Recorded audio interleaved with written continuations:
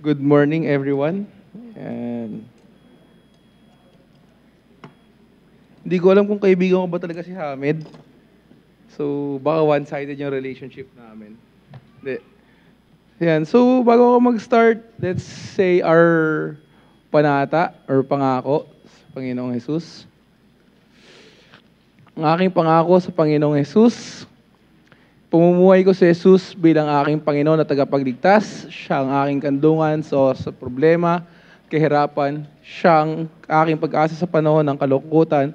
At ako ay nangangako na hindi ko hahanapin sa ibang lugar, sitwasyon, tao, kaya naman lahat ng awa at biyayang tanging kay Kristo ko lamang matatagpuan. Wait lang po. Ang init.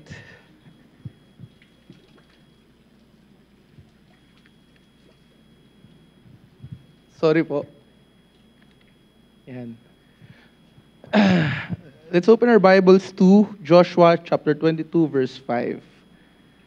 Joshua chapter 22 verse 5.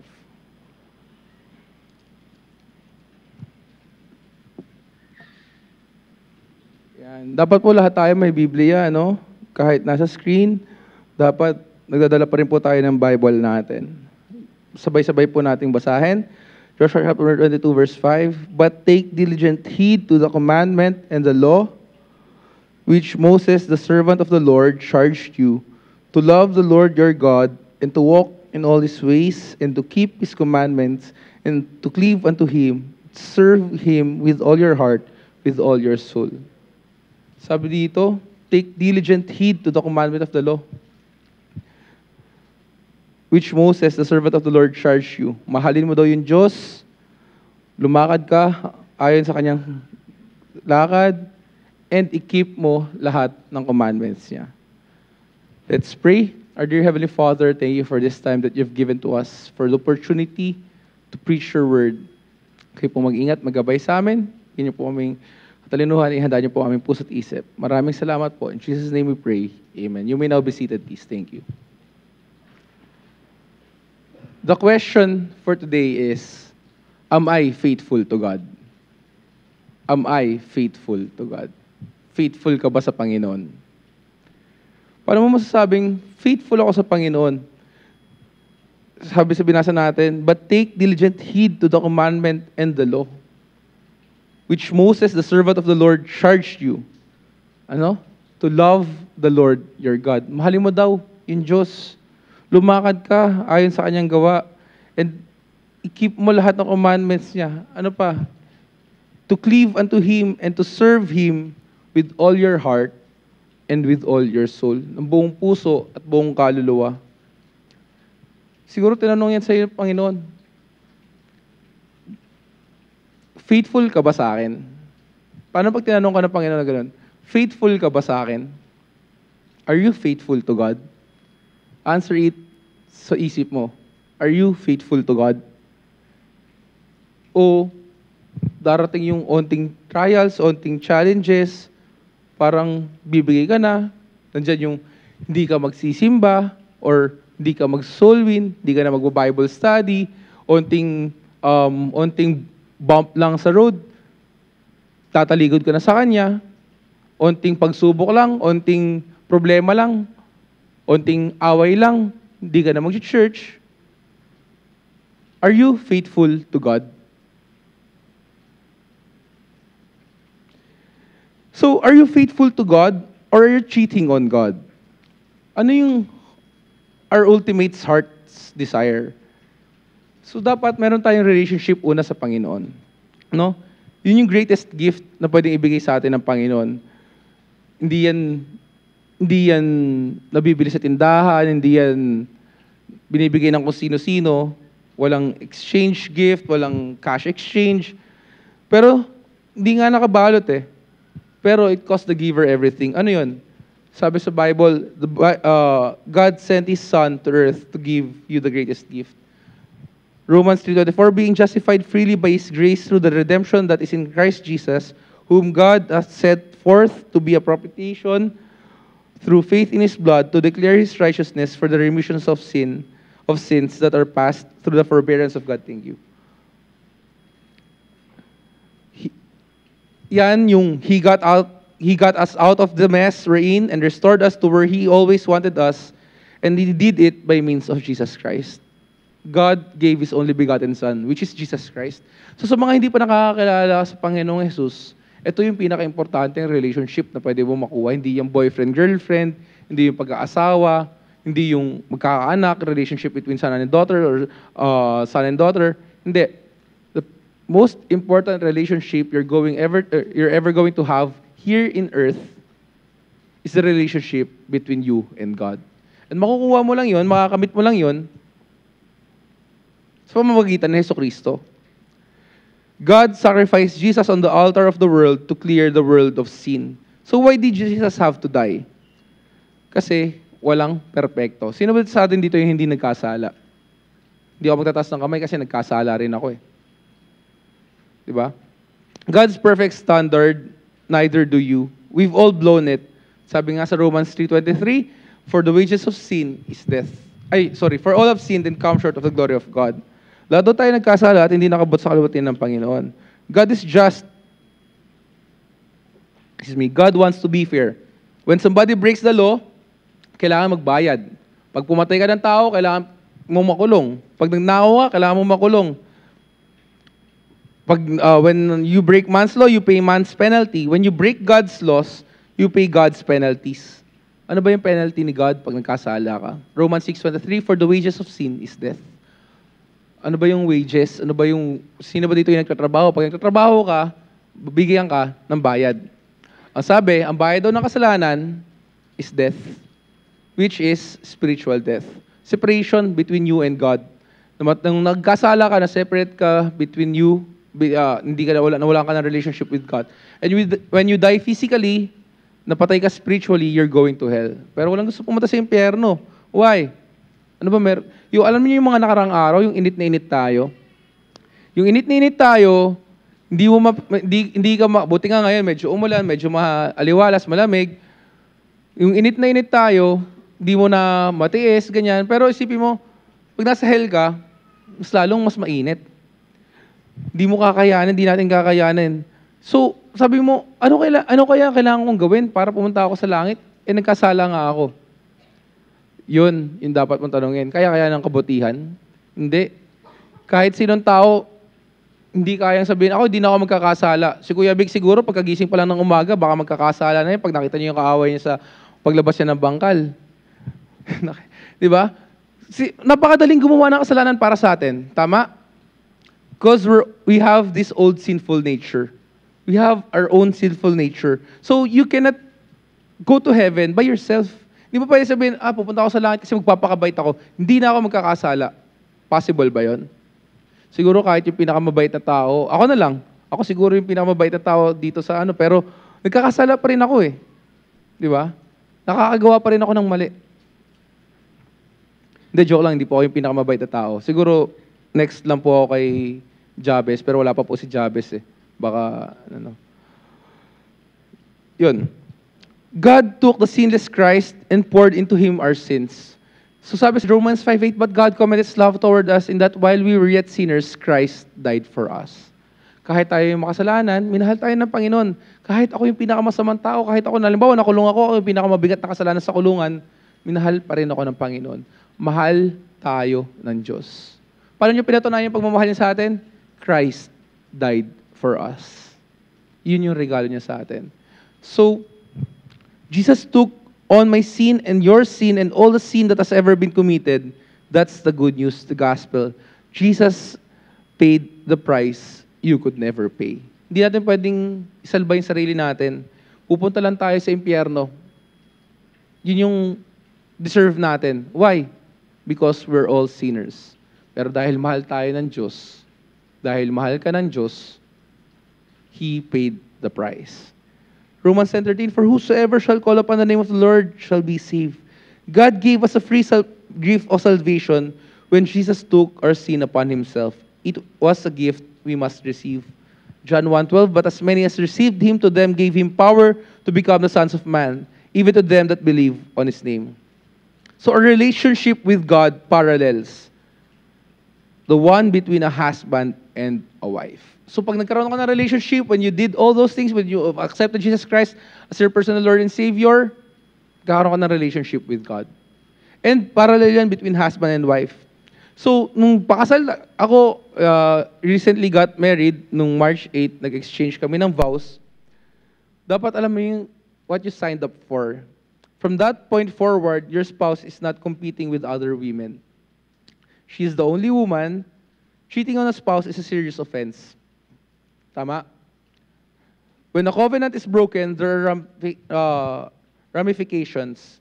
So dapat yung vow mo ay pledge to remain pure and faithful to one woman for the rest of my life. And that's heavy. And if vowing faithfulness to one person is heavy, paano pa kaya yung vow mo sa Panginoon? Kung nangako ako sa altar, nung nagpakasal, sa tao, sa harap ng Diyos, paano pa kaya yung vows mo sa Panginoon? Exodus chapter 20 verse 2, I am the Lord thy God which have brought thee out of the land of Egypt, out of the house of bondage. Ano pa sabi? Thou shalt have no other gods before me. When God says, you shall have no other gods before me, He's also saying, don't cheat on me. Don't place anything in front of me. Vow to remain faithful to me. Alam mo yun, God is a jealous God. Exodus chapter 20 verse 4 and 5, Thou shalt not make unto thee any graven image or any likeness of anything that is in heaven above, or that is in the earth beneath, or that is in the water under the earth. Thou shalt not bow down thyself to them, nor serve them, for I, the Lord thy God, am a jealous God, visiting the iniquity of the fathers upon the children, unto the third and fourth generation of them that hate me. Sabi, pag nag-commit ka ng idolatry, sabi, bibisitahin daw hanggang fourth generation. Siguro, paano ba explain fourth generation? Sasabihin ko sana, si Tita Ebet nagkaanak, tapos nagkaapo. Sorry. Si ano na lang, halimbawa si Hamed nagkaanak siya. Yung anak niya nagkaanak, yun yung apo niya. Yung apo niya nagkaanak, yun yung fourth generation. O kulang pa ba? Tama, di ba? First, second, fourth. Hanggang great, grand. So, pag i-curse doon ng Panginoon, hanggang apo niya sa tuhod. Which, hindi natin gusto yun. He relentlessly pursues you because He infinitely loves you. Lagi tayong hinahabol ng Panginoon. Alam mo yun, ilang chances yung binibigay sa atin ng Panginoon. Why? Because He infinitely loves you. Pinupursu niya tayo. Siguro nakailang takas ka na, ayoko magsimba, hindi ako magsisimba. Tatakasan ko to. Di ba? Before ka pumunta sa church, bago ka, nakailang invite sa'yo yung mga nag-win sa'yo. Nakailang invite sa'yo yung preacher or kung sino man yung kumakausap sa inyo, nakailang invite sa inyo, sa ating mga bisita. O kahit minsan sa ating mga miyembro, nakailang follow-up na sa inyo yung preachers nyo na, umattend kayo ng church, umattend kayo ng meeting, umattend kayo ng ganito, ganyan. Diba? And when anything other than God sits at the peak of your desires, values, worth, and identity, ano ba yan? Ano pa ba yung tingin mong umuupo na mas mataas sa Diyos? Trabaho? Inuuna mo na ba yung trabaho mo kaysa sa Panginoon? Inuuna mo na ba yung business mo kaysa sa Panginoon? Ano pa ba yung pwede mong unahin kaysa sa Panginoon? At pag ginagawa mo na yan, pag mas mahalaga na sa iyo yung mga bagay na yan, na ultimo Sunday, hindi mo nasisiputin, baka pwede hindi na muna ako magsimba kasi may business ako may trabaho ako may client ako. Pag inuuna mo na yan, destruction is certain. You place a weight on something only God can bear. So I want to ask you again, are you cheating on God? Are you cheating on God? May tatanong ako sa inyo mga bagay para masagot mo yung mga tanungan na yan. Question that will reveal our heart's ultimate desire. Ano ba yung gusto talaga ng puso mo? Ano yung dinidesire ng puso mo? Question number 1. What thoughts occupy your mind when you have nothing else to think about? Ano yung mga naiisip mo? Ano yung tumatakbo sa isip mo pag ikaw na lang mag-isa? Ano yung lagi mong iniisip pag bakante ka? Or tapos ka na magtrabaho, tapos ka na mag-aral, tapos ka na sa lahat ng ginagawa mo, ano yung tumatakbo sa isip mo? First Corinthians chapter 28, verse 9. Ay, Chronicles? Corinthians. Chronicles, CH. 28, verse 9. And thou, Solomon, my son, know that thou the God of thy father, and serve him with a perfect heart and with a willing mind. For the Lord searcheth all hearts, and understandeth all the imaginations of the thoughts. If you seek him, he will be found of thee. But if thou forsake him, he will cast thee off forever. Sabi niya kay Solomon, si Solomon siya yung pinakamatalinong hari sa mundong to na nabuhay. At ikaw, Solomon, na aking anak, kilalanin mo ang Diyos ng iyong ama at paglingkuran mo siya ng sakdal na puso at ng kusang pag-iisip, sapagkat sinasaliksik ng Panginoon ang lahat ng puso at nalalaman ang lahat ng akala ng pag-iisip. Kung iyong hanapin siya, ay masusumpungan siya sa iyo, ngunit kung pabayaan mo siya, kanyang itatakwil ka magpakailan man. If you realized how powerful your thoughts were, you would never think a negative thought. Ilang beses ka na ba napahamak dahil lang sa negative thoughts na meron ka? Ilang beses na dapat, ikaw yun nandun eh. Kaya mo naman eh. Pero pinasukan ka ng negative thoughts. What we think about most determines what we value. Ano yung palagi mong iniisip? Business? Pera? And what we think about most is eventually who we become. Kung ano lagi mong iniisip, magiging ganun ka. Ganun kakapangyarihan yung thoughts.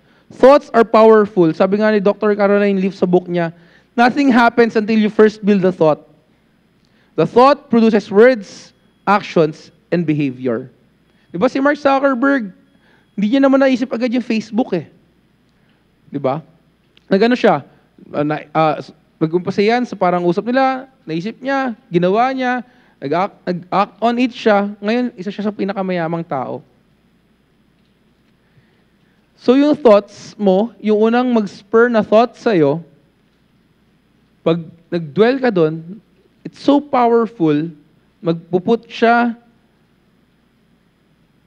into words, sinasabi mo na, gusto mo nang gawin yan, and mag-act on it ka na, magiging action mo na siya, and masasama mo na siya sa buhay mo, to your behavior. Your thoughts expose the desires of your mind and heart. So where does your mind wander when you are alone?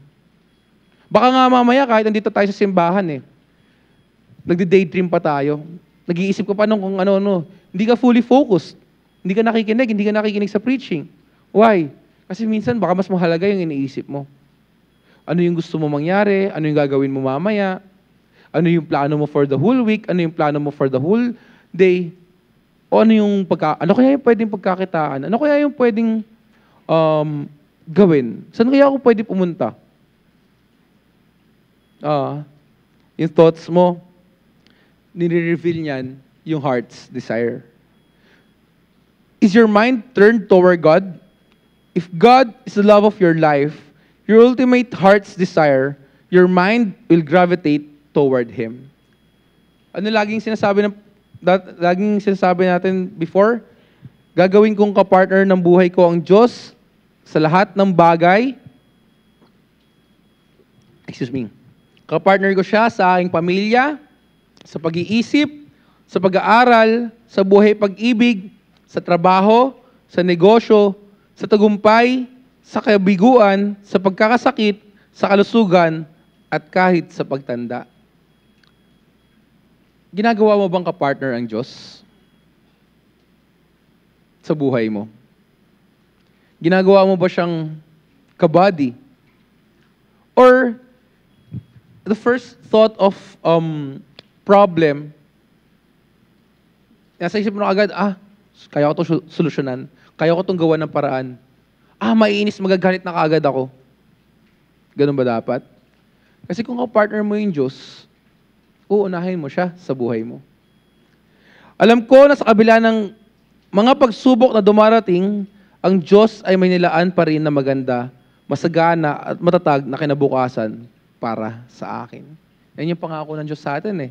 Psalm 127 verse 1, except the Lord build the house, they labor in vain that build it. Except the Lord keep the commandment, the watchman walketh but in vain.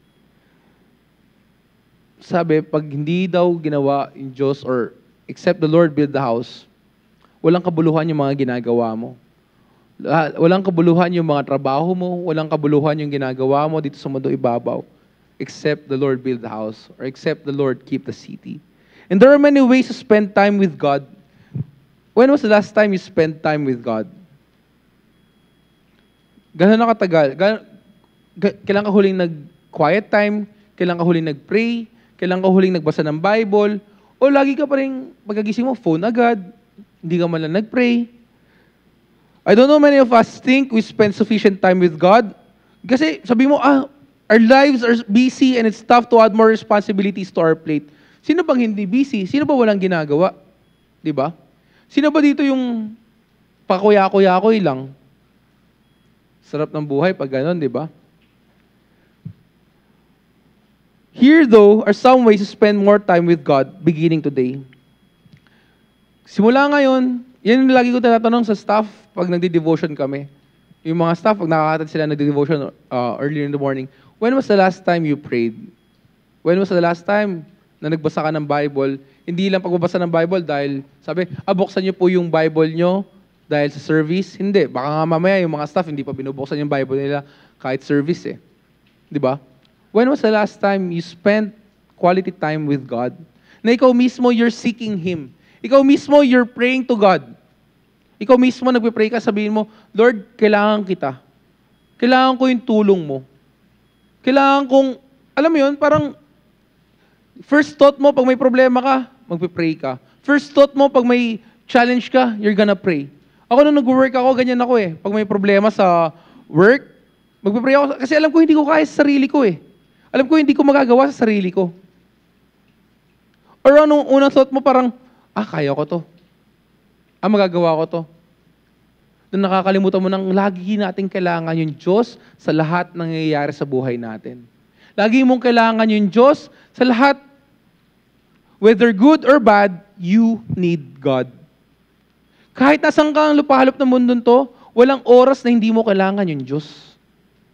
So might as well ask Him. Pray.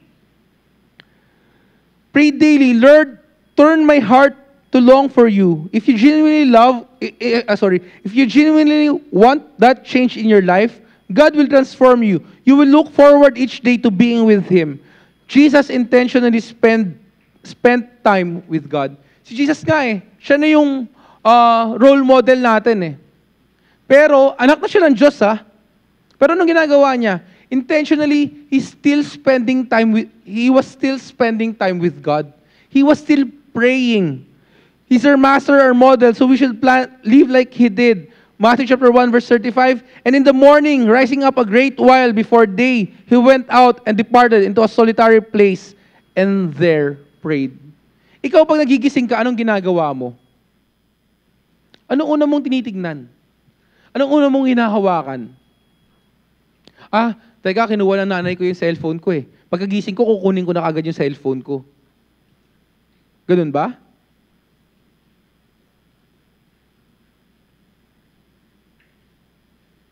Sabi dito, binasa natin, hindi pa daw sumisikat yung araw. Si Jesus pumupunta na siya sa solitary place and mananalangin siya. He's a role model. So, dapat gayahin natin yan. Luke 5:16, and He withdrew Himself into the wilderness and prayed. Sa lahat ng kaguluhan, sabi niya, nilalayo daw ni Jesus yung sarili niya. Pumunta siya sa wilderness at nanalangin siya. Bakit tayo? Ganyan din dapat tayo. Na dapat, kung may kaguluhan, or halimbawa, nandyan, magpipray ka. Short prayer. Kausapin mo siya. Tratuhin mo si God na parang kaibigan mo siya. Na you can always talk to Him. You can always pray to Him. You can always come to God and ask God for help. Ask Him for everything the world can offer. If He's your friend. Be honest about the distractors that get in the way of your time with God. Minsan nadidistract kasi tayo eh. And sometimes, they're good things. Ano ba yung nagdidistract sa inyo pagdating sa Panginoon?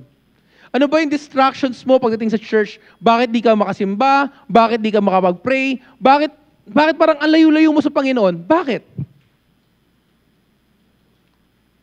Di ba? Minsan, family, responsibilities, they are good things. Tama? And other times, they're just wasters. Plan your daily time with God the night before. Huwag mo hayaan na madidistract ka dito sa church. Minsan, alam mo yun, minsan, pag tinanong ka, nakakapakinig ka pa ba ng preaching? Ay, hindi na ako nakakapakinig ng preaching.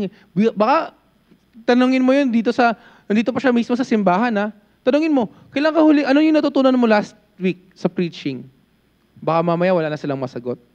Why? Kasi nare-retain na lang ng utak natin is more or less 5, 10% na lang, or 20% if you have that good of a memory. Pero, iba, nandito na yan sa church, umattend na yan.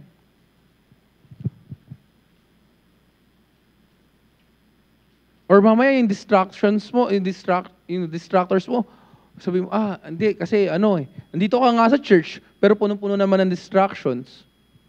Hindi ko sinasabing, baka nandyan yung anak nyo, or what not, o kung sino man, baka mamaya dito ka sa church, pero business yung iniisip mo, nag-phone ka pa rin, nandito ka na nga sa church, puro ka pa rin cellphone, scroll ka pa rin ng scroll, message ka pa rin ng message, or nagtitingin ka pa rin ng kung ano-ano. Worst, naglalaro ka. Diba? Why not have quality time with God? Bakit di ka magkaroon ng quality time with God? Sabi mo, life's too busy and unexpected to wait until each morning to determine how when you'll spend time with God. Ganun ba dapat? Sobrang busy ko eh. Hindi ko alam kung kailan ako makikipag-usap sa Diyos. Something else will fill your calendar before the day begins.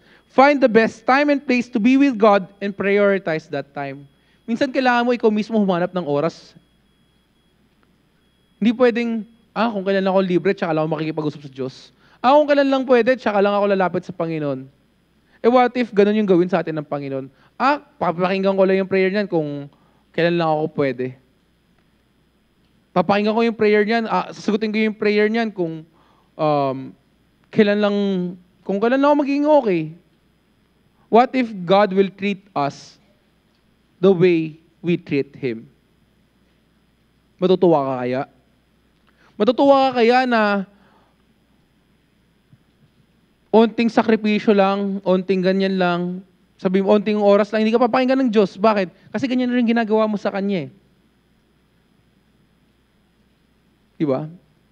Nandito ka sa church, kung ano-ano yung ginagawa mo. Nandito ka sa church, kung ano-ano yung inuuna mo. Even if you're convicted, you don't have an extra hour to be with God, you take advantage of your 10 to 15-minute opportunity throughout the day. Hindi naman mahirap yan eh. Pray to God. Find time to talk to God. You will set your mind on the things above. Your desire to know Him and grow toward Him will increase. So ano yung naiisip mo pag wala ka na maisip? Question that will reveal your heart's desire. Ano yung number 1? What thoughts occupy your mind when you have nothing else to think about? Ano yung naiisip mo? Business, work, paano kumita ng pera, yun ba yung mahalaga para sa'yo? Hindi ko sinasabing hindi yan mahalaga. Kasi kailangan natin yan eh.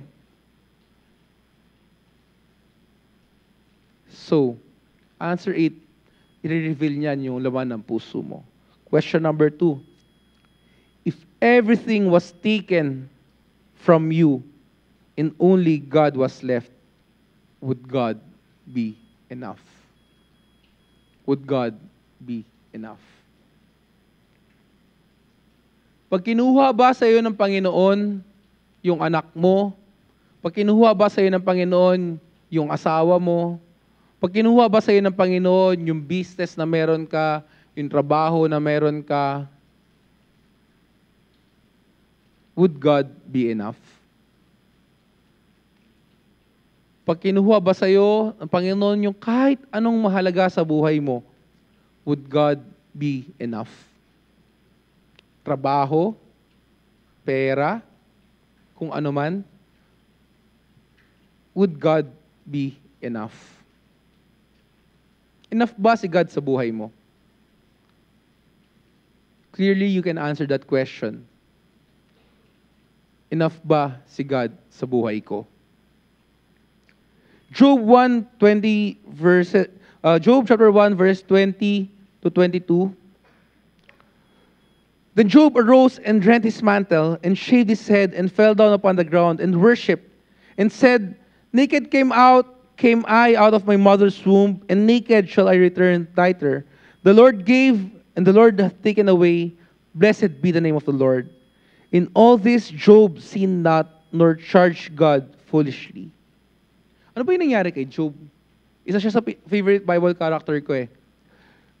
Si Job, mayaman siya. Sobrang yaman. Ang dami niyang business. May maganda siyang pamilya. Sobrang yaman niya sa Bible.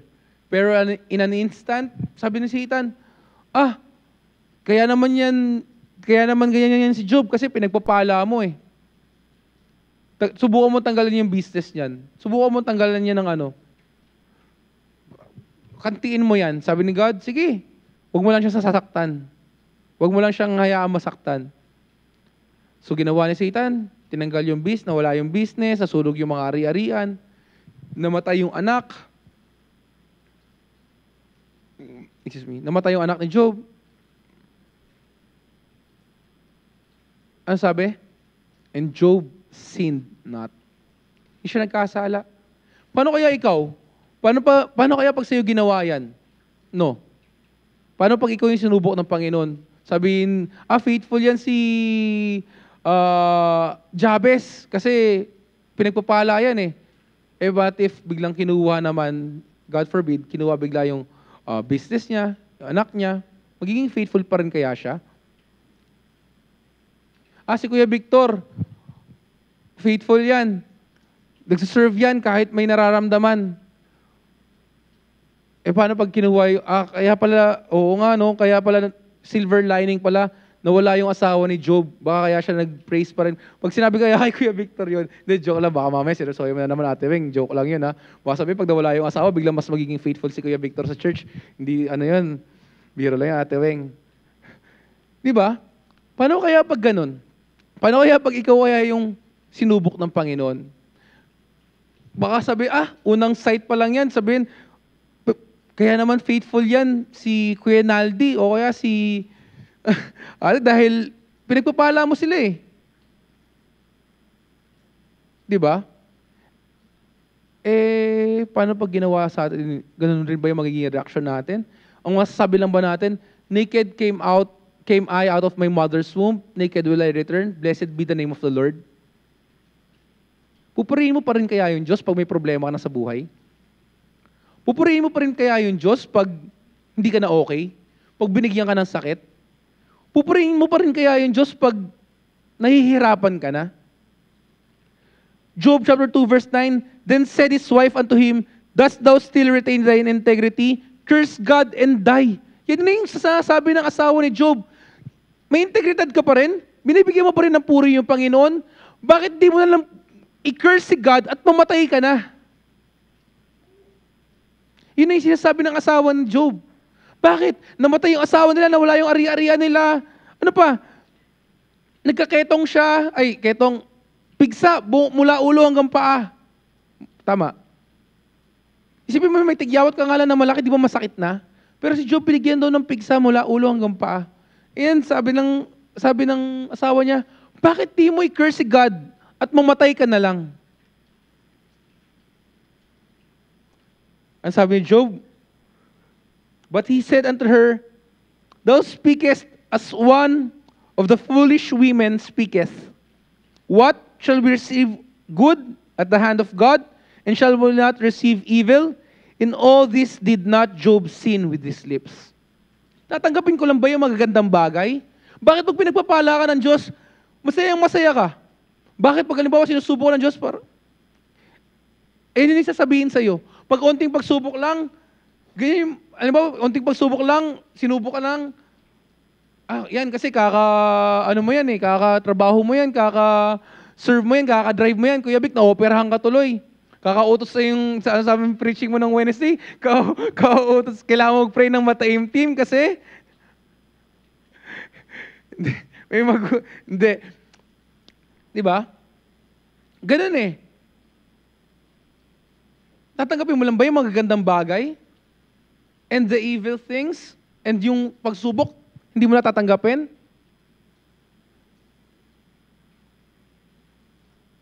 In all this, did not Job sin with his lips? Baka mamaya ikaw, onting pagsubok lang, pinagmumura mo na yung mga tao. Onting ano lang, nagmumura ka na. Onting ano lang, nag-curse ka na, or sinusumpa mo na yung mga tao sa paligid mo. Really take a moment to consider this question. If you are a follower of Jesus, this is the end goal. You are on a one-way trip to dwell with God forever. Diyan tayo mag-spend ng eternity eh. If you are saved, if you've accepted Jesus Christ as your personal Lord and Savior, and repented from your sin, sa langit ka pupunta. At kung yun yung end goal natin, and if God is most important, the thought of dwelling with God forever should excite you. God is faithful. Tama? God is faithful. Tama ba? God is faithful? Is God faithful sa buhay mo? But is God enough? But is God enough in your life? Paano pag hindi ka binigyan ng anak? Paano pag hindi ka binigyan ng asawa? Si Tita Ebet, hindi na nabigyan. Meron na ba? Okay na ba? Hindi pa rin? Paano pag, sabihin ko sana, paano pag di ka nabigyan ng asawa, pero kasi meron ata siyang boyfriend ngayon, hindi ko lang sure. Wala pala. Paano pag hindi ka nabigyan ng asawa? Paano pag hindi nabigay sa'yo yung trabahong gusto mo? Paano pag hindi sa'yo binigay yung bagay na pinagpipray mo? Is God enough? Paano pag nawala yung business mo? Is God enough? Paano pag hindi nasunod hindi mo napuntahan yung mga gusto mong puntahan? Is God enough? Yan yung tanong ko sa inyo. Sabi niyo, God is faithful. Nag-amen kayo. Pero binalik ko sa inyo yung tanong, but is God enough in your life?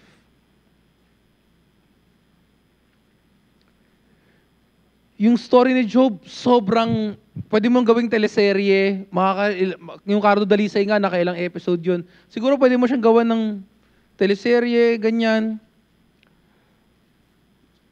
Powerful example of a man whose ultimate heart's desire is God. Siya yung perfect example na yung gusto niya sa buhay niya, si God. Yung desire ng puso niya, si God. Bakit?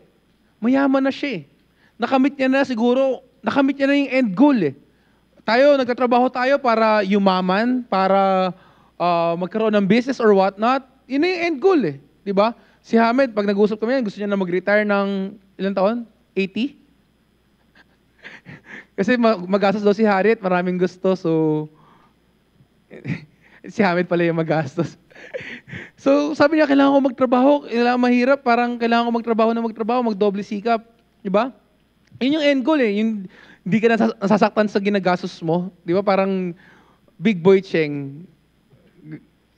Mayaman na sila eh. Siguro ganun na si Job.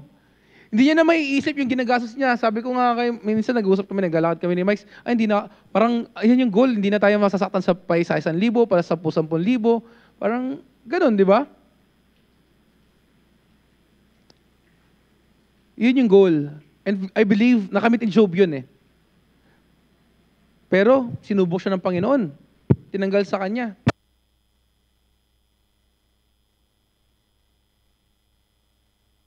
Hello?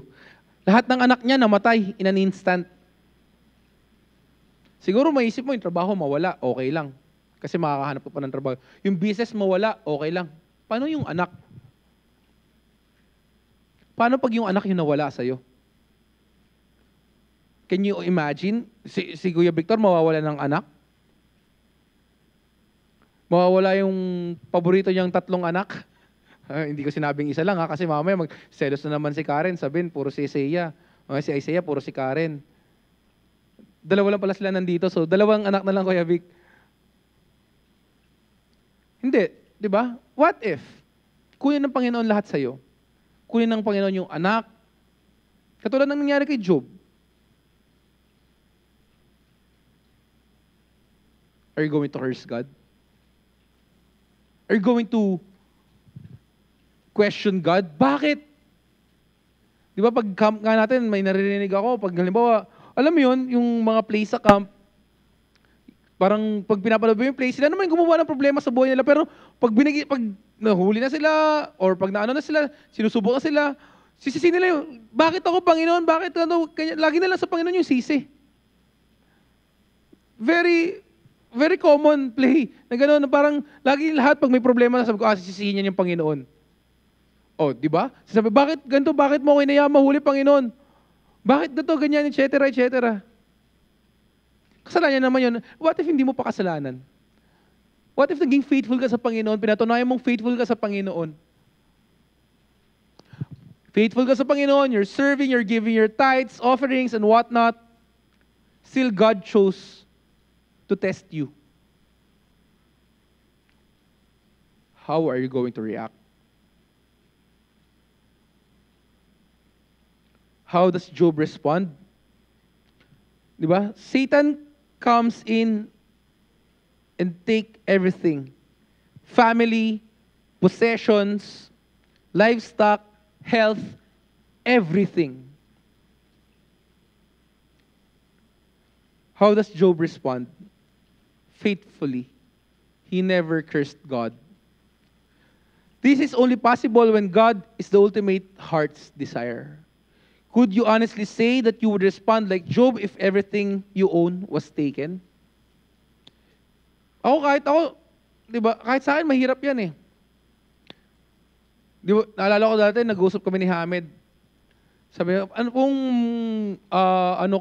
papipiliin ka, ano mo puputol sa'yo? Paa o kamay? Parehas kami ng sagot, paa, di ba? Kasi yung kamay, marami pa tayong magagawa sa kamay eh. Pero sa paa, pwede naman prosthetics na lang. Tapos after nun, nag-usap kami naman. After nun, naglaro kami. At some point in my life, inuna ko yung basketball. Tumakas. Hindi tapos naman na yung preaching nun. Invitation, hindi pa tapos yung service. Kaya kung ako sa inyo, huwag kayo tumakas pag may pananambahan tayo. Huwag kayong tatakas pag may pananambahan tayo. Eugene, may liga yung Malibay. Baka may laro ng linggo. Huwag kang tatakas. Bakit? Nag-usap kami ni Hamed. Paa o kamay? Nandiyan ba si Jabez? Hindi ko kasi siya nakikita eh. Nandiyan ba? Palabasin niyo naman, hindi naman siya nagbabantay ng anak niya eh. Nag-phone lang ata siya eh. Jabs, dito ka lumabas ka para hindi ako comfortable mag-preach pag hindi kita nakikita, parang nangihina ako. Jabez. Ayan. Wala. Baka inuunan niya na yung sarili niyang ano. Anyway, tumakas ako. Sabi ko, pagtapos ng preaching, lalabas ako kasi tapos naman na yung preaching. Naglaro ako. Natalo pa kami. Naputol yung buto ko. Ayan, sabi ko na, nandiyan si Jabez, may hawak pang cellphone. Kape pala, inaantok siguro. So, nabali yung paa ko. Aksidente, nabali yung paa ko. Tumawag si Jabez sabi ko, sino ba una namin tatawagan? Di ko alam, natataranta na ako, nakahiga lang ako noon, di ako makagalaw. Tumawag si Jabez kay Kuya Jeff muna. Sabi niya, Jeff, puntahan mo naman kami dito. Kasi na-sprain si Jeff. Sabi niya, sprain lang. Nakahiga lang ako, di ako makagalaw. Nag-aantay kami ng ambulansya. Alam yun, dumating sila Kuya Jeff. Galit na galit siya kay Jabez. Hindi ko na narinig kasi wala na, parang lumulutang na ako noon. Hindi ko na alam yung nangyayari. Sabi niya, anong sprain? Di naman sprain, baling-bali. Kasi naka-number 7 yung pa ako. Noon habang nakahiga ako, di ba? Nakita ko si Mark, pagkakita niya sa pa ako noon, umiyak na lang siya eh. Ba't ka nga ba umiyak noon? Ako naman yung nasasaktan. Ha? Gulat talaga ako, bigla siya umiyak eh. Hindi ko alam kung i-comfort niya ako. Ako mag-comfort sa pare, okay lang yan. Ako pa yung gumanot sa kanya eh. Kasi siya umiiyak siya eh. Ako, so, ayun. Di habang baliyon pa ako, nadala ako sa ospital.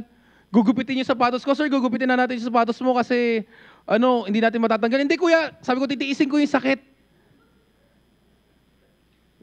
Titiisin ko yung sakit kasi mahal yung sapatos ko nun eh.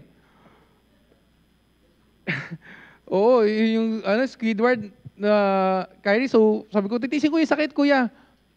Okay lang ako, titiisin ko yung sakit. Di tinanggal, sakit.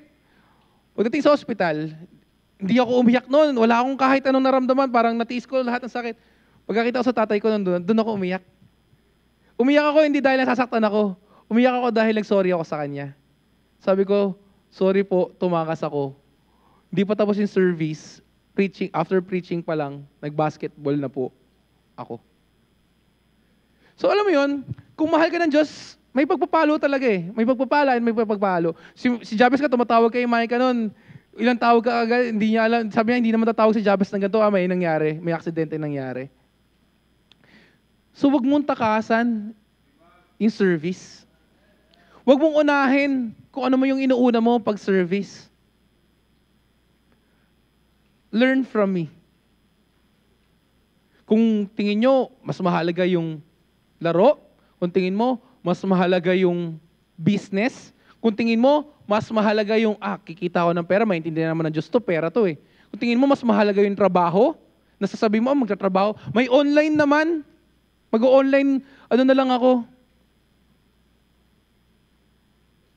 Mamaya, bigay talaga sa'yo ng Panginoon na hanggang online ka na lang.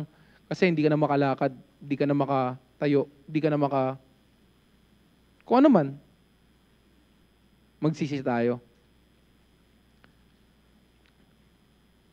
Is God enough for you? Naghahanap ka ba ng kasiyahan sa ibang bagay? Naghahanap ka ba ng kasiyahan sa mga bagay-bagay? Could you honestly say you would respond like Job if everything you own was taken? Hindi ko question yung Panginoon nun kung bakit nabali yung pa ako. Hindi ko question, sabihin ko, Lord, bakit ako? Isipin mo, ang dami ko na na-opera na ako sa spine, na-opera na ako. Pero bumabalik na yung memory ko, magiging okay na siya. At times, nakakalimutan ko pa rin yung mga pangalan, what not. Nagiging makakalimutin pa rin ako because of general anesthesia. Pero naging okay na. Pero hindi ko question si God. Yung na-opera na ako sa spine, hindi ko rin question si God. Bakit ako to? Bakit? Wala. Steady lang. Si Kuya Vic, di ba? Hindi niya, question mo ba yung Panginoon nung na-opera ka sa tiyan? Hindi, di ba? Hindi mo naman sinabi na, drive ako ng drive. Linggo daw ng linggo, may nararamdaman na ako. Ano sinabi mo nun? Akala ko malakas ako eh. Sabi mo na, preaching, akala ko malakas ako eh. Kaya ko lahat, iniinda ko yung sakit. Pag inutusan ako, drive lang ako. Pag pinag-drive ako kay pastor, mag-drive lang ako. Nung na-operahan ka, tama ba? Hindi naman, di ba? Nagpipray ka pa nga nun eh. Ayaw mo nga bumibisita sa'yo nun, di ba? Kasi tawa ka ng tawa. Pag sa'yo ba, pag ikaw ba nabigyan ka ng sakit, o nabigyan ka ng few bumps in the road, maybe you're trying to have a baby, maybe you're trying to get a job, maybe you're trying to do everything or whatnot, hindi binibigay sa'yo, dinidelay, are you going to question God? Or is God enough in your life? In all of this, if all of these were taken from me, I'm sure God will be enough. Yun nga, yung naopera ng, parang, binigay ito ng Panginoon eh. Ang sabi ko lang noon, kasalanan ko naman. Tumakas ako eh. Yun lang nasabi ko. Kasalanan ko naman, naglaro ako eh. Yung sa spine ko, parang wala. Tinanggap ko lang siya. Tiniis ko lang yung sakit. What if sa inyo nangyari?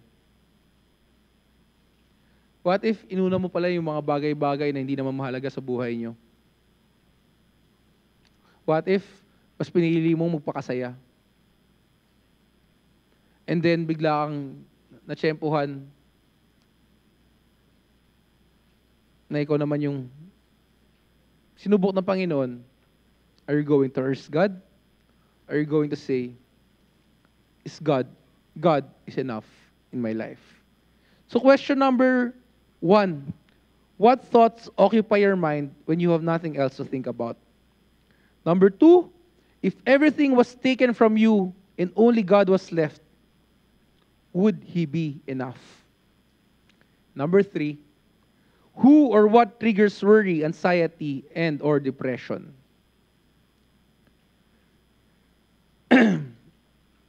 Ano yung mga bagay na yan? Ngayon, lalo na sa mga millennials, tapos Gen Z, tama ba? Gen Z na yung sumunod. Yung mga Gen Z ngayon, ano yan? Kasi kami, yung millennials, bawal yan lumaking depressed eh. Pag sinabi mo na de-depress ka, sasabihin ng mga magulang niya, nasa isip mo lang yan. Yung mga Gen Z ngayon, onting I'm depressed, I have anxiety, ganyan na yan. So, which is true naman. It happens. Merong depression, merong anxiety. And how are you going to treat that? Ang sabi ng Bible, 1 Peter chapter 5, verse 7, casting all your care upon Him, for He careth for you.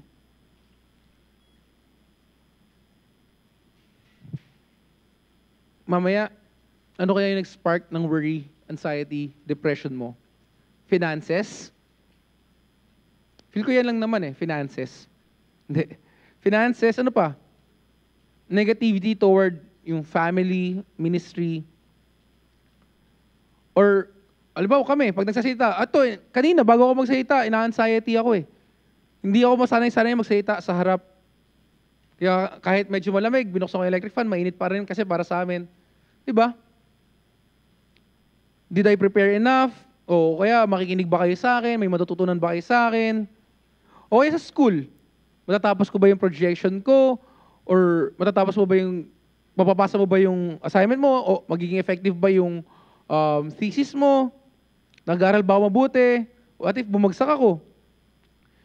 The only seasons of depression sa buhay ko is parang alam niyo naman yung pinagdaanan ng church, alam niyo naman yung pinagdaanan ng ministry, pag, alimbawa, may atake sa family, or sa ministry, or may problem sa school, totoo ba yung mga sinasabi nila, o kaya, am I good enough bilang administrator ng school, or tumutulong sa ganyan, am I good enough for this, can I handle this, o bata pa ba ako?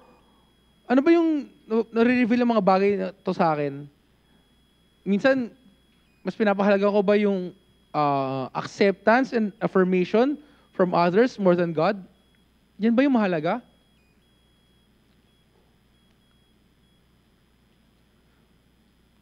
Alam nyo, ito yung mga potential setups of this discouragement or depression cycle in life. Number 1, unrealistic expectations. Unrealistic expectations. Deuteronomy chapter 31, verse 8, and the Lord, He it is that doth go before thee, He will be with thee, He will not fail thee, neither forsake thee, fear not, neither be dismayed. Minsan kasi, sinasabi natin, dapat first honor yung anak ko, dapat magaling yung anak ko, dapat ganto, dapat ganyan. Mamaya sabihin mo, halimbawa, nagkaanak ako, dyan nakakatuwa yung parents namin. Hindi nila sinabi na, dapat ganto ka, dapat honor student ka, dapat ganito, dapat magaling ka. Hindi nila sinabi sa akin yun. Okay na sila sa akin na nakukuha ko lang Mr. Congeniality, Mr. Friendly, Mr. Pogi, hindi pala. Wala palang ganun na award sa GTBA. Yun lang. Pa-steady lang ako. Nakakapasa. Ganyan. Natatawa ako pag naalala ko yung sabi ni Tita Ebet sa akin, Jap, siguro kung naging masipag ka mag-aral, no, Tita Ebet, baka naging, kasi nasa lahi namin yung pagiging matalino Buti, nasa lahi lang, nasa dugo namin, hindi lang nag-manifest. Hindi. Yung pinsan ko nga, magna cum laude, yung nag-top 1 sa CPE board exam before, classmate ko yun, si Manny Buensuceso. Top 1 siya. Isipin mo, mantik na kayo maging top 1 kasi katabi ko siya Isipin mo, katabi ko siya sa school.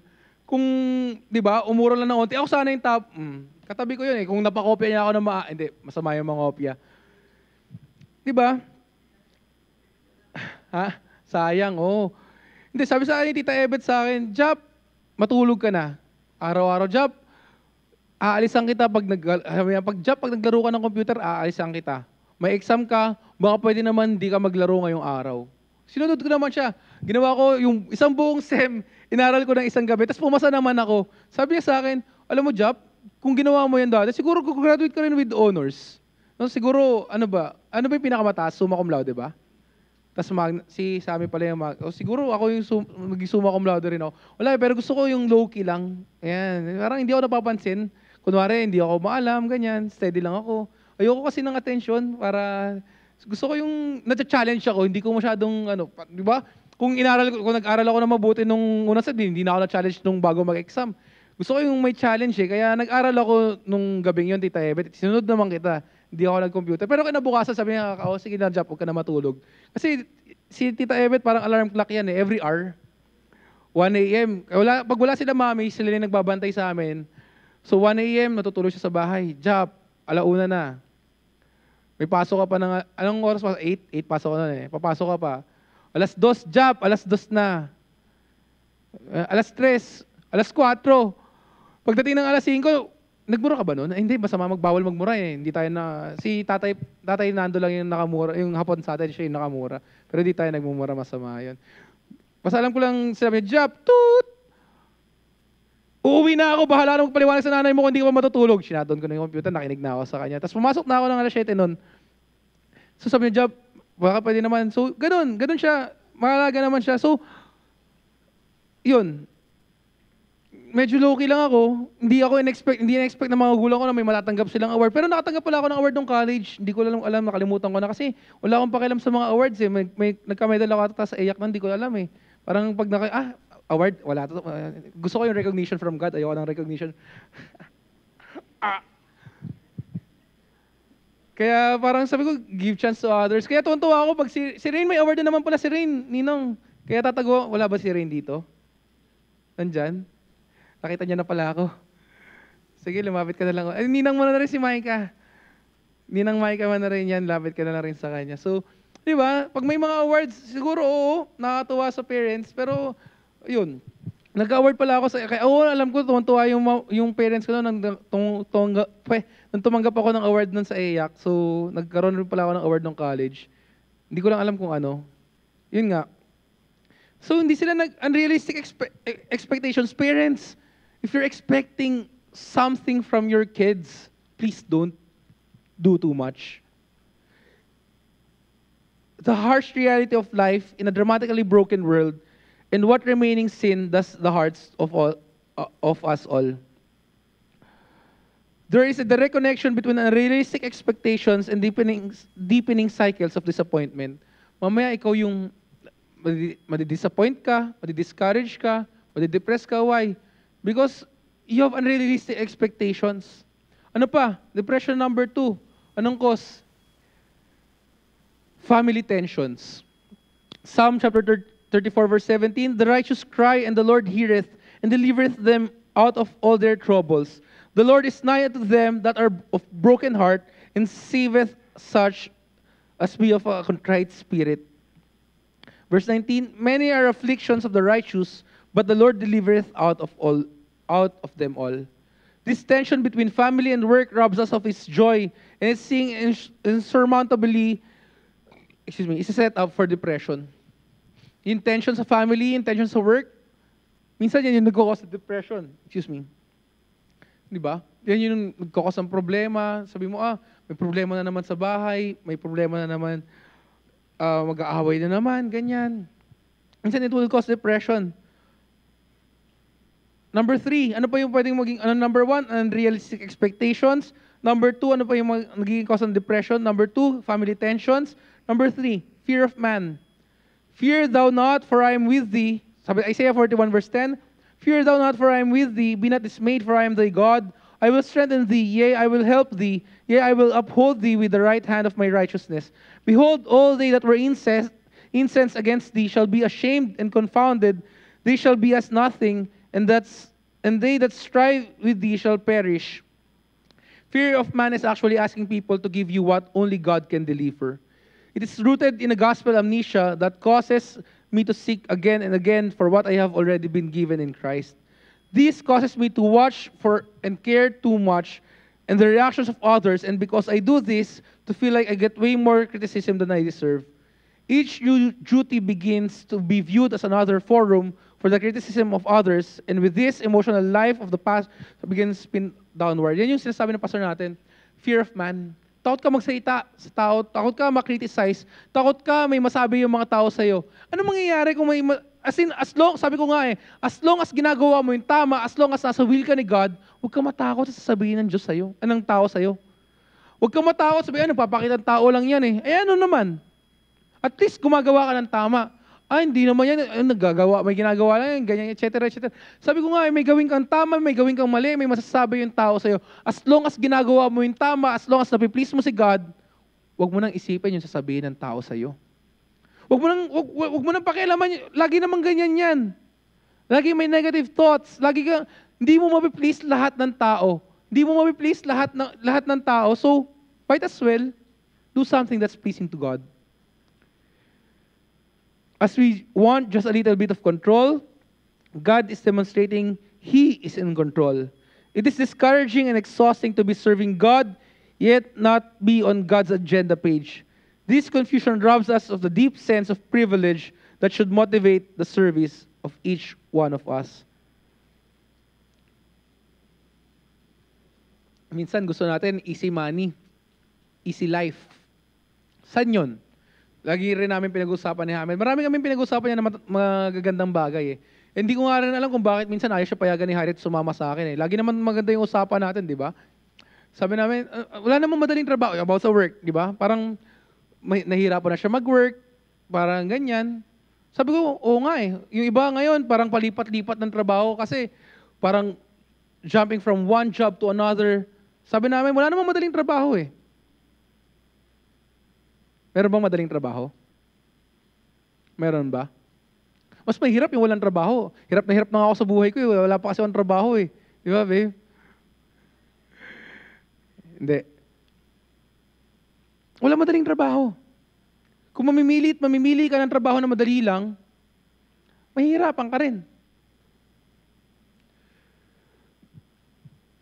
I just want to go somewhere where life is easy. Saan kaya yun? Life is easy with God. You want an easy life? Live your life with God. Pero may troubles pa rin eh. May problems pa rin eh. Kaya ang kailangan mong gawin mong kapartner yung Diyos. Kapartner ko siya sa aking pamilya, sa pag-iisip, sa pag-aaral, sa buhay pag-ibig, sa trabaho, sa negosyo, sa tagumpay, sa kabiguan, pagkakasakit, kalusugan, at sa pagtanda. Gawin mong kapartner ang Diyos sa lahat ng ginagawa mo sa buhay mo. Spend time with God. Psalm 127 verse 1, except the Lord build the house, they labor in vain that build it. Except the Lord keep the city, the watchman walketh but in vain. Depression in our lives may be set up by the culture that surrounds us, but it is a disease of the heart, and for that, we have the presence, promises, and provisions of the Savior. Nandyan si God palagi. Siguro hindi ko different kinds of depression, different kinds of anxiety, or whatnot. You can always turn to God. You can always God's help. Pag nararanasan mo na yan, pag nandiyan ka na, pray to God. Kasi bakit? Pwedeng hindi mo na kaya. Pwede kang mahirapan. Hindi naman palagi kang malakas eh. Hindi ka naman palaging okay eh. Hindi naman palagi, pwede ka makipag-usap sa mga tao na someone you can trust. Open up to them. Hindi mo yan kaya mag-isa. Oo, makikipag-usap ka kay God. But please, makipag-usap ka rin sa mga tao. It will help. If you're going through something, if you're having depression or anxiety or whatnot, talk to some people, someone that you trust. It will help. He is in you and with you and for you. Yan si God sa buhay natin. Hindi kayang ibigay ng tao, mabibigay yan ni God. Mahirap, oo. But then again, no one cares more about the use of your gifts than the giver. No one cares more about your suffering than the one who suffered for you. And no one shoulders the burden of the church like the one who is the head of the church and gave himself up for it. In your despondency, don't run away from Him. Run to Him. Minsan kasi, nahihirapan na tayo sa buhay. Ang ginagawa natin, lumalayo pa tayo sa Panginoon. Minsan kasi, lumalayo pa tayo, umaalis pa tayo sa will ni God. Oo, you're going through a lot. You're going through tough times. Oo, you're going through depression, anxiety, and what stage you are in. But then again, just come closer to God. Mas lalo mong kailangan yung Diyos. Mas lalo mong kailangan yung Diyos pag nahihirapan ka. Mas lalo mong kailangan yung Diyos pag dumadaan ka sa stage na yan. And God will be the one to help you. You need to be strong. Jesus really does offer you the hope and healing that you can find nowhere else. Gusto ko na ako ng mga tao. I also tend to elevate performance to an unhealthy level, mostly due to my desire to be accepted and affirmed. Gusto kong matanggap ako ng mga tao eh. Here's the point. The gods I am tempted to pursue are acceptance and affirmation and fame. When I place this in front of the true God, I am cheating on Him. Are you cheating on God? Tutuloy nga ang tanong ko sa inyo eh. Are you faithful to God? Pag may mas inuuna ka na sa Kanya, pag mas inuuna mo na yung affirmation, fame, or trabaho, or what not, na inuuna mo kaysa sa Panginoon, baka mamaya, alam mo yun, magtatrabaho ka the whole Saturday, na pagdating na Sunday, pagod na pagod ka, pagdating sa church, tulog ka. Sino ba dito tulog? Taas kamay. Hindi siya makapagtaas ng kamay. Sino gising? Taas kamay. Wala rin. Kasi pag hindi ka nagtaas ng kamay, tulog ka. Di ba? Mamaya pagod na pagod ka the whole Saturday, hindi ka nagpe-prepare. Na pag dumating yung Sunday, wala, pagod na pagod ako. Mamaya inuuna mo na yung mga bagay-bagay kaysa sa Panginoon. Mas inuuna mo na yung trabaho, yung relationship na meron ka. Makikipag-date ako on Saturday, ganyan. Pagdating sa Sunday, kung kaya mo magpuyat ka. Pero siguraduhin mo kaya mo. Baka mamaya, kahit Sunday, nandito na sa service, nasa, lumilipad na naman ng isip ko. Ano kanta yun, Doy? Basta parang lumilipad palagi yung isip mo. But I must destroy these gods for my relationship with God to reach deeper levels of intimacy. So what triggers worry, anxiety, and depression in your life? You can answer it and bring it up to God. Bring it up to God. So number 4. Sorry pala po kung medyo mahaba yung preaching, mahaba po yung lesson na binigay. Yung preaching po na ginagamit namin is yung gustong ipaturo ni Pastor. Yung hirap, hindi ko po siya mapagkasya sa time. So kung mag-extend po ako, sorry po. So number 1. What thoughts occupy your mind when you have nothing else to think about? Number 2. If everything was taken from you and only God was left, would He be enough? Number 3. Who or what triggers worry, anxiety, and or depression? And number 4. Who in your life can you not forgive and why? Who in your life can you not forgive and why? Sino kaya yung taong hindi mo mapatawad at bakit? Ate Weng, meron ka bang tao na hindi mo mapatawad? Sige, big lang. Hindi. Hindi ka nga daw mapatawad, Kuya Vic. Hindi. Bakit? Bakit merong tao na hindi ka mapatawad? Bakit merong taong hirap na hirap ka mapatawad? Meron akong mamaya. For if ye forgive men, Matthew chapter 6 verse 15, sabi ng Bible, for if ye forgive men their trespasses, your heavenly Father will also forgive you. But if ye forgive not men their trespasses, neither will your Father forgive your trespasses.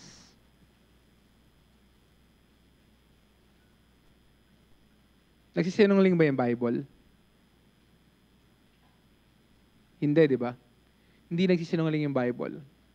Sabi ng Bible, pag nagpapatawad ka, papatawari ka rin ng Panginoon. Pero ano yung kasunod? Sa verse 15. But if ye forgive not men their trespasses, neither will your Father forgive your trespasses. Sino ba dito yung perfect? Sino ba dito yung walang nagawang kasalanan? Sino ba dito yung may kaaway? Sino dito yung may kaaway? Taas kamay. Ako lang? Okay lang yan. Si tatay may kaaway. Sino dito? Ano naman masama magkaroon ng kaaway eh. Oh, yung dalawa mag-classmate. Maghiwalay nga kayo. Pag Shopee lang nagdadaldalan kayo, maghiwalay kayong dalawa. Hanggang dito ba naman, service na, magkatabi pa rin kayo, magdadaldalan pa rin kayo? Isa ba yung kaaway nyo? Oo, kita mo. Isa nga yung kaaway. Sino yung teacher nyo? Si Ma'am Junlin? Ma'am Junlin? Ah, kaya pala. Hindi, joke lang. Hindi naman si Ma'am Junlin yung kaaway nyo. Classmate nyo lang rin. Ibang level. Ba't iisa? Kayo Hindi naman... Di ba? Lahat tayo Meron tayong tao na pag nakikita mo yung taong yun, naiinis ka. Naiirita ka. Alam ko dati si Jabez at si Hamid magkaaway. Hindi ba? Dati pag lagi sila, pag magkakasama kami, lagi silang dalawa yung nagtatalo. Tight ba kayo? Tight kayo? Ito siya. Diba? Lagi silang nagtatalo. Hindi talaga sila nagkakasundo. Sa lahat ng kasi sinasabi namin magkamukha sila. Ayaw sabi si Jabez, no, of course not. Gagana si Jabez.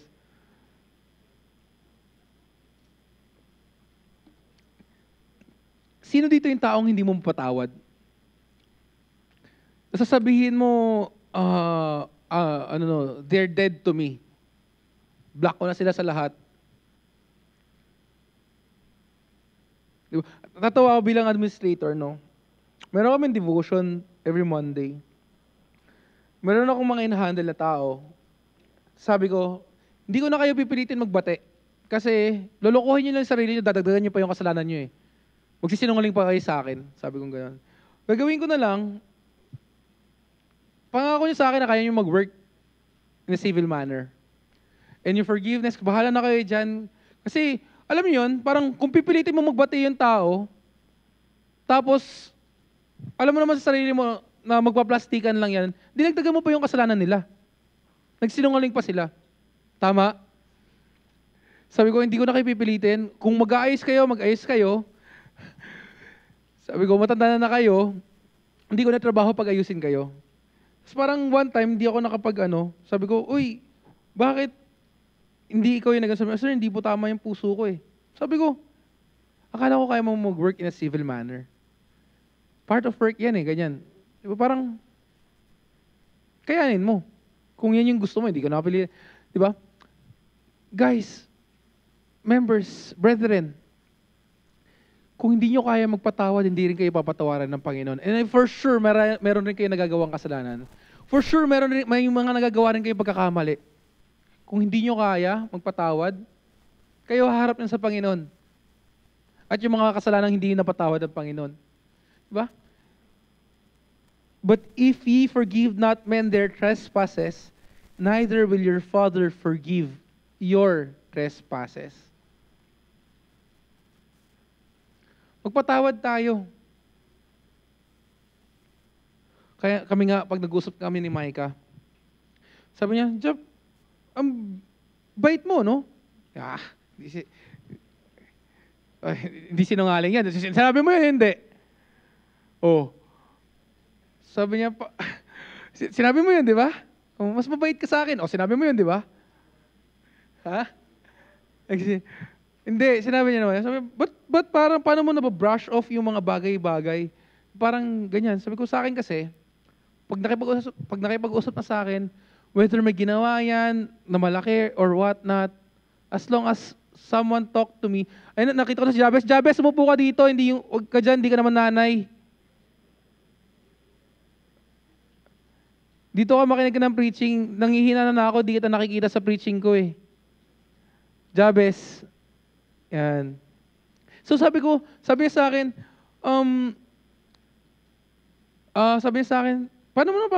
paano mo nababrush off yung mga tao? Sabi ko, ang stand ko kasi sa ganyan is, pag kinausap na ako, pag, alimbawa, nag-apologize na or whatnot, para sa akin, water under the bridge. Regardless of. Hindi ako magtatanim kahit anong bigat ng ginawa, kahit anong bigat na nasabi, kahit anong laki ng kasalanan para sa akin. Water under the bridge. Kasi yung courage para makipag-usap sa taong nagawa mo ng mali, it takes a lot. Tama? Kung ikaw yung nakagawa ng mali, para lumapit ka sa tao, humingi ka ng sorry, and then mararamdaman mo genuinely he or she is asking for forgiveness, it takes a lot to own up. And for me, okay na yun. Sabi niya, kaya mo i-brush off, no? And kaya mong maano yung relationship or whatnot. Sabi ko, para sa akin kasi, water under the bridge. And I believe, nandiyan naman si God. God is a just God. Kung ano man yung pagkakamali, kaya kung may nagawang ka ng pagkakamali, or may nasabihan ka ng pagkakamali, lumapit ka. Humingi ka ng tawad. Alam niyo kung bakit? There's no point in holding resentment sa buhay mo. Ikaw yung talo eh. Katulad nga ng preaching ni Sir Rene before. May natututo na ako, sabi sa iyo eh. Akala mo hindi ako nakikinig, pero nakikinig ako, Ninong eh. Sabi niya, pag ako naka-offend, pag halimbawa, ako, na-offend ako kay Hamed, mamaya hindi naman alam ni Hamed, ang trabaho ko is lumapit ako kay Hamed. Sabihin ko sa kanya na na-offend ako sa kanya. Kasi hindi niya alam eh. Anong point na mag-hold ka ng resentment na bigla ko ito hindi kakausapin? Hindi ko na ito, X ito sa buhay ko. Unless otherwise, alam niyo yung nangyari parehas. Unless otherwise, sinabi mo. There's no point holding in resentment. There's no point, pero alam mo yung lalapit sa yung tao, genuinely asking for forgiveness or whatnot, patawarin mo na. Patawarin nyo na. There's no point holding in resentment. Maikli lang yung buhay. Yung magulang, nagalit ka. Yung kapatid, nagalit ka. Yung kamag-anak, nagalit ka. Yung asawa, sino ba dito yung galit sa asawa? Hindi ako magtataas ng kamay. Hindi naman ako galit sa asawa ko eh. Baka si Micah magtaas ng kamay. Hindi ako sure. Sino ba? Yung asawa niyo na hindi niyo mapatawad dahil hindi niya nalinis yung... Si Doc Jenny, malamang galit si Doc Joben sa kanya kasi wala dito, hindi makapag... Pag nanonood, Doc Joben, kung nanonood ka man ng live, pwede mo na po ibaba yung kamay mo.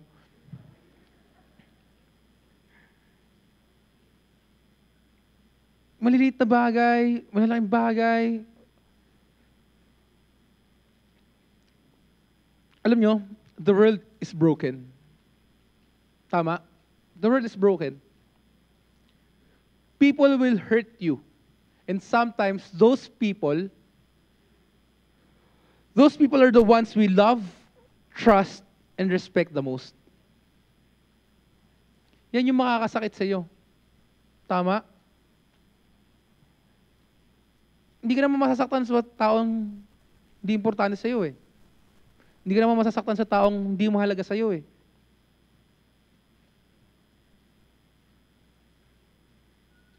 The world is broken. And really, some people is gonna hurt you. And when you are hurt, you have to decide. Ikaw mag-decide.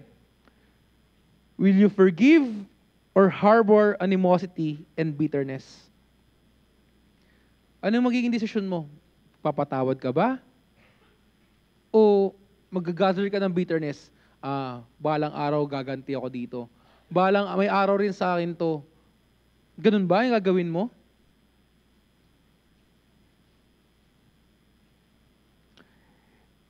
O magpapatawad ka?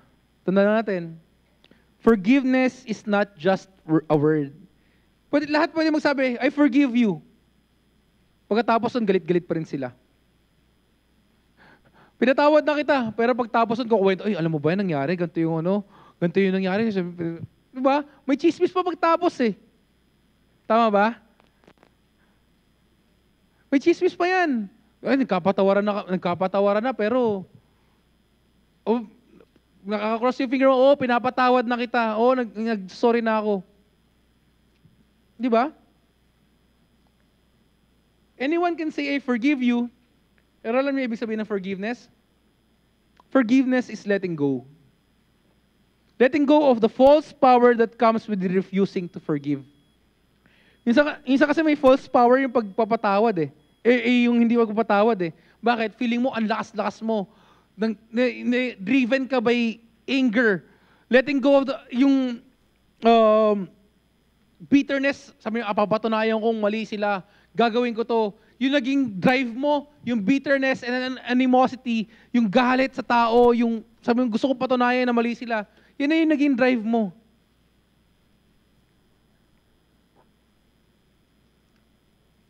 Letting go of the false power, letting go of bitterness and animosity, this is essential for those who love God. Mahal mo ba yung Diyos? Mahal niyo ba yung Diyos? Do you love God? Do you love God? Kung mahal mo yung Diyos, mahalin mo rin yung kapwa mo. Kung mahal mo yung kapwa mo, magpatawad ka sa kapwa mo.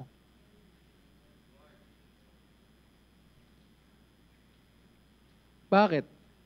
Sabi ng Bible, first and greatest commandment, love God above all. Ano second? Ano second? Love your neighbor. Love others as you love yourself. So kung mahal mo yung Diyos, mahalin mo yung kapwa mo. Magpatawad ka. Patawarin mo yan. Maikli lang yung buhay. Maikli lang yung buhay para mag-gather ka ng bitterness, mag-gather ka ng anger. Sooner or later, alam mo, minsan, hindi nagalit yung nandyan eh. Pride na lang. Tandaan mo, pride cometh before destruction.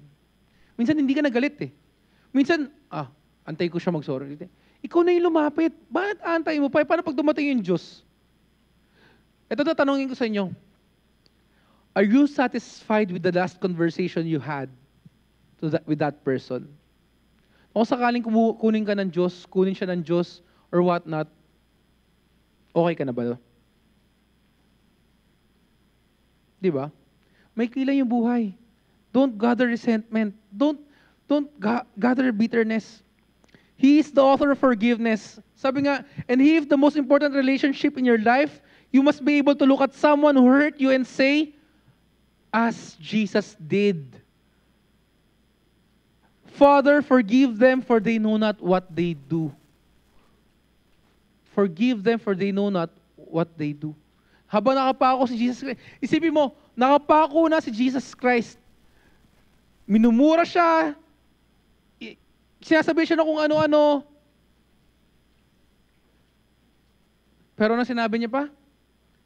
Father, forgive them for they know not what they do.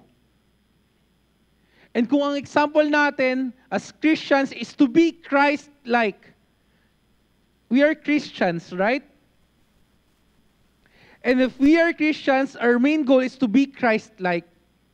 And if you want to be just Jesus Christ, magpatawad ka.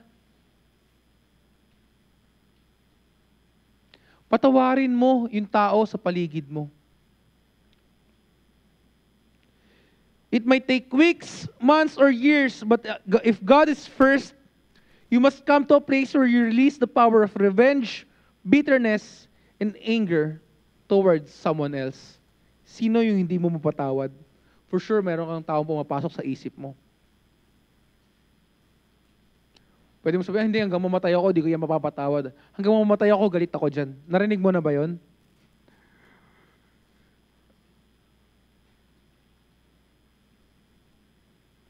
As Christians, we ought to be like Christ. Forgive them. Alam mo yung, hindi, okay kami yan eh. Bati naman kami yan eh. Pero alam mo yung subtle way na ginagawa mo parang, Hindi, ganito yan. Yung para masiraan yung tao, para wag na tayo mag-ganon, wag na tayo manira ng kapwa natin. Hindi nakakatulong. Wag na tayong gumawa ng paraan na ikakasira ng bawat isa. For what it's worth, masaya mabuhay na walang kaaway. Masaya mabuhay ng wala kang iniisip na ines towards other people.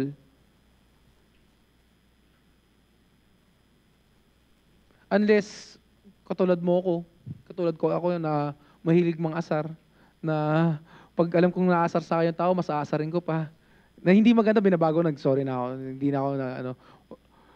Diba? Parang, sa ibang tao lang, Mike, hindi sa'yo. Huwag ka mag-alala. Hindi na. Di ba?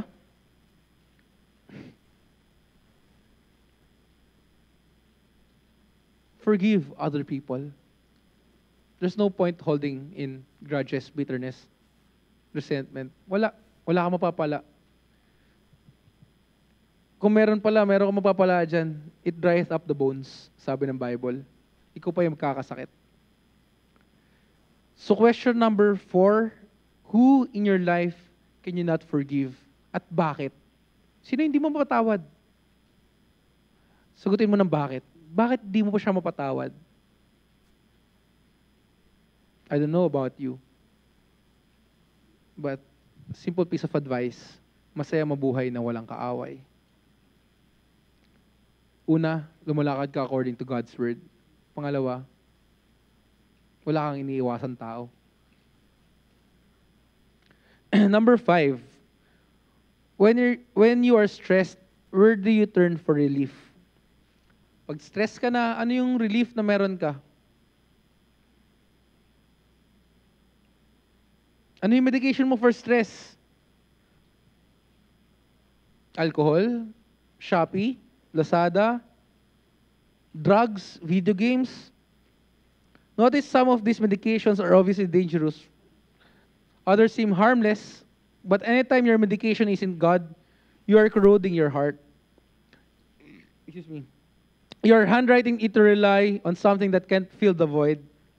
To say it another way, the what of where you turn to relieve stress isn't as important as the why. Ano ba sabi ng Matthew chapter 11, verse 28 to 30? Come unto me, all ye that labor and are heavy laden, and I will give you rest. Sabi, lumapit ka sa akin. Sino? Lahat na nagpapagal at mabigat yung dala-dala mo, lumapit ka sa akin. Sino ba dito yung walang problema? Di ako tatasakami kasi may problema rin ako eh. Sino ba? Lahat naman tayo meron, di ba? Lahat tayo may pinagdadaanan. Kahit anong edad mo, kahit bata ka pa lang, may 13 years old ba dito? Dapat nasa Sunday school. Ilan taon na rin? 14? May mas mabata ba sa 14? Wala. So 14, do you have problems? Diba? Yung bata may problema eh. How much more tayo? Mas marami tayong problema. Pero ang sabi ng Bible, come unto me, all ye that labor and are heavy laden. Gusto mo ng kapahingahan? Lumapit ka sa Panginoon.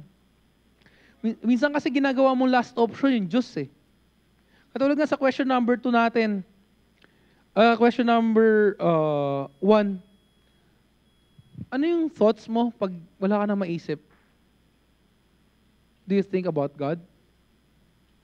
Minsan kasi last option yung Panginoon. Pag mabigat na yung problema, pag malaki na yung problema, doon ka lang lalapit sa Kanya. Which is mali. Bakit? Bakit yung pinapalapit ng Panginoon? Verse 29, take my yoke upon you and learn from me. Bakit? For I am meek and lowly in heart, and you shall find rest unto your souls. Gusto mo ng kapahingahan sa kaluluwa? Oo, magulong-magulo na yung puso mo, magulong-magulo na yung isip mo. Pero kailangan mo na magpahinga eh. Lumapit ka sa Panginoon. Verse 30, for my yoke is easy and my burden is light.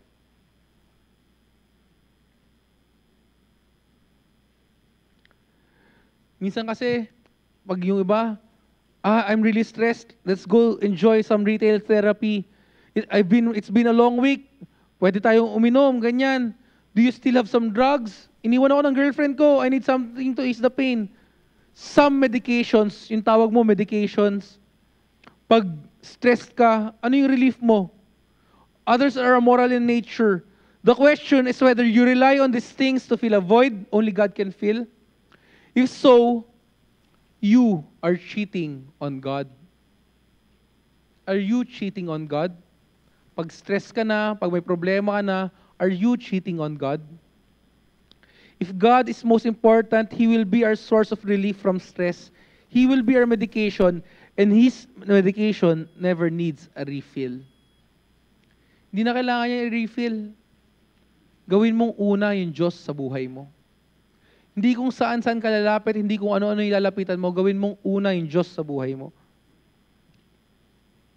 Number 6, what have you sacrificed the most? What have you sacrificed the most? Colossians chapter 3 verse 5, mortify therefore your members which are upon the earth, fornication, uncleanness, inordinate affection, evil concupiscence, and covetousness, which is idolatry. Who or what receives the largest majority of your time, money, energy, and resources?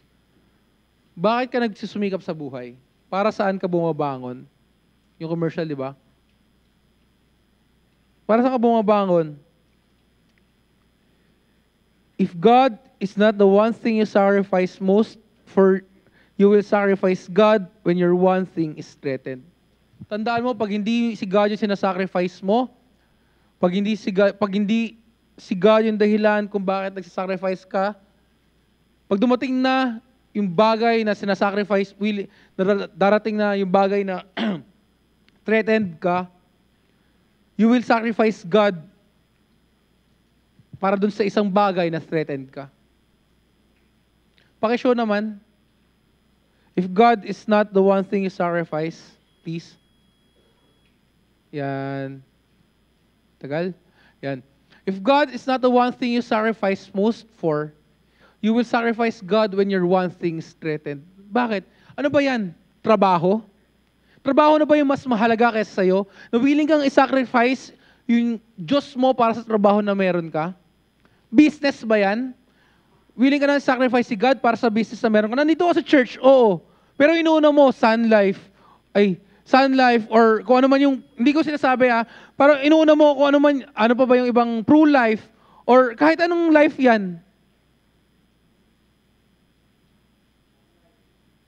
Ano yan, Doc? Love life. Di ba nandito ka sa church, pero inuuna mo business. Ano ba, mas mahalaga na ba yung business na meron ka? Mas mahalaga na ba yung relationship na meron ka kaysa sa Panginoon? Nandito ako sa church, mas mahalaga ba yung tulog mo kaysa sa church? Nandito ako sa church pero tulog ka. Pero pag may ginagawa ka, pag nagbabasketball ka, nagko-computer ka, naglalaro ka ng ML sa library, gising na gising ka. Pero pagdating sa church, antok na antok ako. Hindi ko kayang hindi matulog. Pero pag may kausap ka, pag kausap mo yung girlfriend mo, yung boyfriend mo, gising ka. Ano yung bagay? Kasi pag dumating yung bagay na nagkaipitan na, ano yung sacrifice mo? Alam mo mangyayari? You're going to sacrifice God para ma-save yung one thing na meron ka. Ma-save yung one thing na pag yung one thing na yan, pag nasasabi mo, magsimba ka o magtrabaho ka. Mamili ka. Di ba nga, yung example palagi ni Pastor, si Kuya Jeff, yung unang work niya, pinapapasok siya sa Sunday. Sabi niya, pag nakita tayo sa Sunday, ibig sabihin, pinili mo yung Diyos or nawalan ka ng trabaho. Pag di kita nakita, sabi ni Pastor, irespeto kita. Ano pinili ni Kuya? Pinili niya yung Sunday. Anong kapalit nun? Trabaho niya. Nawalan siya ng trabaho. But then again, God is a faithful God. Binigyan siya ng mas okay na trabaho. Sabi ko na sa inyo, ako isang beses, pumatak yung quarter end on a Sunday. Sobrang dami namin ginagawa. Saturday, Sunday may work kami noon. Saturday, 6 a.m. na ako natapos magtrabaho. 6 or 7 a.m. Parang around that time. 7 a.m. alam ko, hindi na kasi ako natulog noon. So parang 8 a.m. ako natapos, naligo na ako para mag-prepare for Sunday worship. Nagtrabaho ako, pinapapasok kami. Parang kailangan namin magtrabaho ng 9 a.m. noon. 9 a.m. to yung normal working hour shift. Nagtatrabaho ng Sunday. Sabi ko sa boss ko, ma'am, sorry. Sige, mag-work ako pag wala kaming service. Ang service namin is between 9 to 12 and 4, 3 o'clock pa tayo yun. Basta something like that. 4 to 7. Yung time na yon sobrang halaga kasi may deadline kami. I mean, di makakatrabaho yung iba pag hindi natapos or whatnot. Tuloy-tuloy kasi yan eh. May dependency yung trabaho namin. Alam niyo, sa awa ng Diyos, wala kami naging issue nun. Parang kahit 2 hours lang ako nag-work for that day, natapos ko lahat ng trabaho ko. Why? Because I honor God. Minsan, ikaw ba masasabi mo ba yan? Magkakaroon ka ba ng testimony na uunahin mo yung Diyos? Alam ba sa office na meron ka na, Kristiyano to, Baptist to. Kami, yung mga kaibigan namin, or isipin mo yung kasal nung kaibigan namin, dapat Sunday sila magpapasal. Minove nila ng Friday ba, ng Saturday, or basta on a weekday. Kasi alam nila hindi kami makakapunta.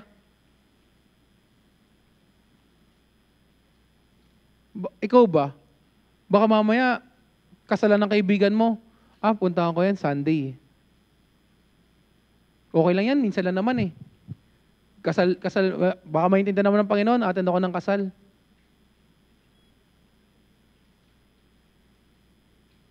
Baka maintindihan naman ng Panginoon, may family gathering kami.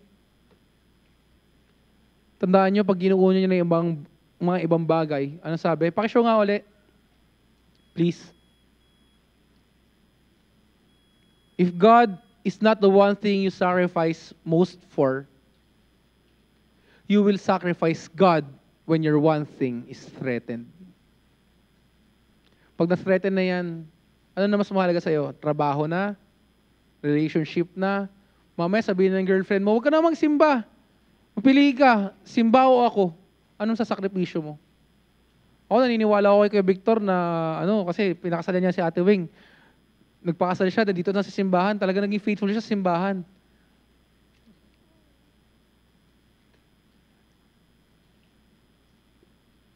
Hindi niya sinacrifice yung mga bagay na threatened siya or whatnot. Are you going to sacrifice God for that one thing? Whether relationship, work, business, or whatnot. Please. What is an idol? What is idolatry? We tend to think idolatry is a sin of the past. Sir, yung parang sumasamba ka sa Diyos-Diyosan. Yun yung idolatry, di ba? Tingin nyo. May idols, ganyan. Pero alam nyo, yung modern idolatry. Idolatry is surprisingly modern and very prevalent in our culture. We think idolatry is confined to bowing down to a golden statue or praying to a wooden trinket. Since we don't do those things, we assume we don't have idols. Pero alam nyo, meron. Meron tayong idolatry. Lots of them. They look different than the idols in the past, but we still practice idolatry today. Before we look at idol worship today, we need to get a better definition of what an idol is. Ano ba yung idol? An idol is when something or someone becomes more important to us than God. Ayan yung idol sa buhay mo. Ano yung mga idol sa buhay mo? Ano yung mga bagay na mas mahalaga sa'yo kesa sa Diyos? Kung meron man yan, yan yung idols ng buhay mo. Trabaho, pamilya, bisyo. Even good things can become idols when we make them the ultimate things in our lives. Anything or anyone can become an idol if you place the value for that thing, person above our value for God. Malinaw? Malinaw? So kung inuuna mo na yung mga bagay-bagay kesa sa Diyos, you are committing idolatry.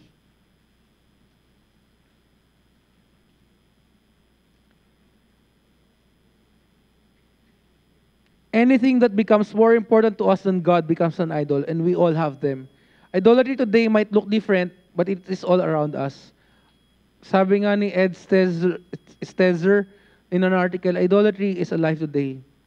Pwede ba maging idol yung computer games, video games, TikTok, or something that can do something bad to us? Or is it that we do something awful to ourselves when we place adoration and attention that should go to God in other things? When it comes to idolatry, the danger is not an item. It is in us. An idol is anything more important to you than God, anything that absorbs your heart and imagination more than God, and anything that you seek to give God what only God can give. Lahat tayo prone sa idolatry. Kung may mas mahalaga na sa'yo kaysa sa Diyos, yun na yun. Sabi ng Exodus chapter 20 verse 3, "Thou shalt have no other gods before me." What are the modern idols we still worship? Our identity. Romans 1:22, "Professing themselves to be wise, they become fools, and change the glory of the uncorruptible God into an image made like corruptible man, and the birds and four-footed beasts and creeping things." Minsan kailangan mong i-place yung identity mo in something or someone other than God. Social media, position at work, our abilities or skills, or achievements we are after, many of their identity wrapped up in the wrong thing. Baka ito na yung mas mahalaga sa akin, ito na yung identity ko, ito yung kailangan ko sa buhay ko. Kailangan ko ito makamit, kailangan kong maging sikat, kailangan kong may title yung pangalan ko.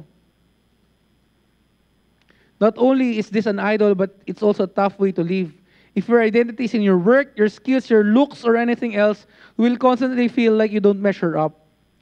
Yun yung harsh meters. But when our identity is secured in God, we can live in freedom. We are a child of God. Dapat kapartner mo yung Diyos. Ano nga yung lagi sinasabi ni Pastor? I am a Baptist who happens to be kung ano man yung profession mo.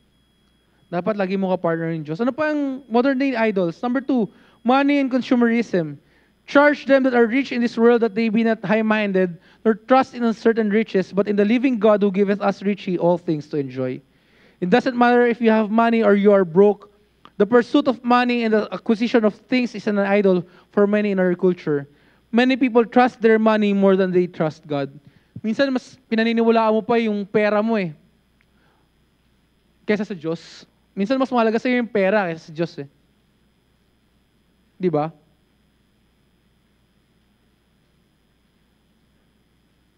Nangyayari ba yan?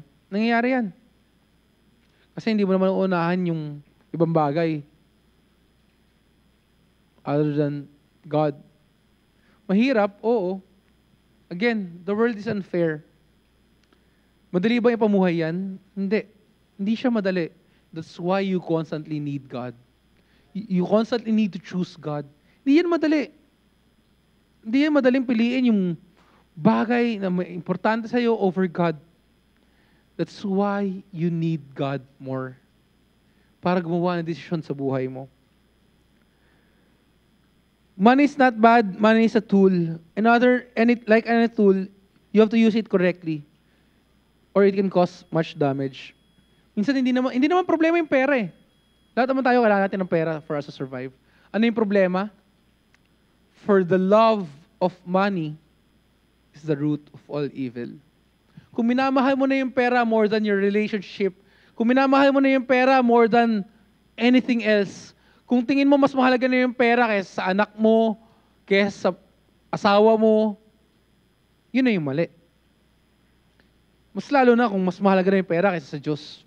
Yun na yung mali. No, pagdating sa pansariling gastos, meron ka. Pero sa offering, sa commitment, hindi ka makapaglabas. Magko-commit ako ng 500. Magko-commit ako 100 lang kasi wala akong pera Pero pagdating sa mga bagay na pagkakagastosan, may pera pala ako. Di ba? Naglolokohan nga kami palagi ni Ahmed at Kuya Victor. Hindi ko alam kung sino yung kasok sa inyong dalawa. Sabi niya, may mga pera yung mga yan. Pag outing, nandyan yan. Ikaw ba yun? Ikaw yung sabi nun, no? Pag outing, biglang magkakapera yan. Di ba? Biglang nung camp lang Ang dami ng libre sa akin. May mga pera nga yung mga tao. Pero paglabasan ng comfy, parang hirap. Pero pag doon, mas mayaman pa sa akin.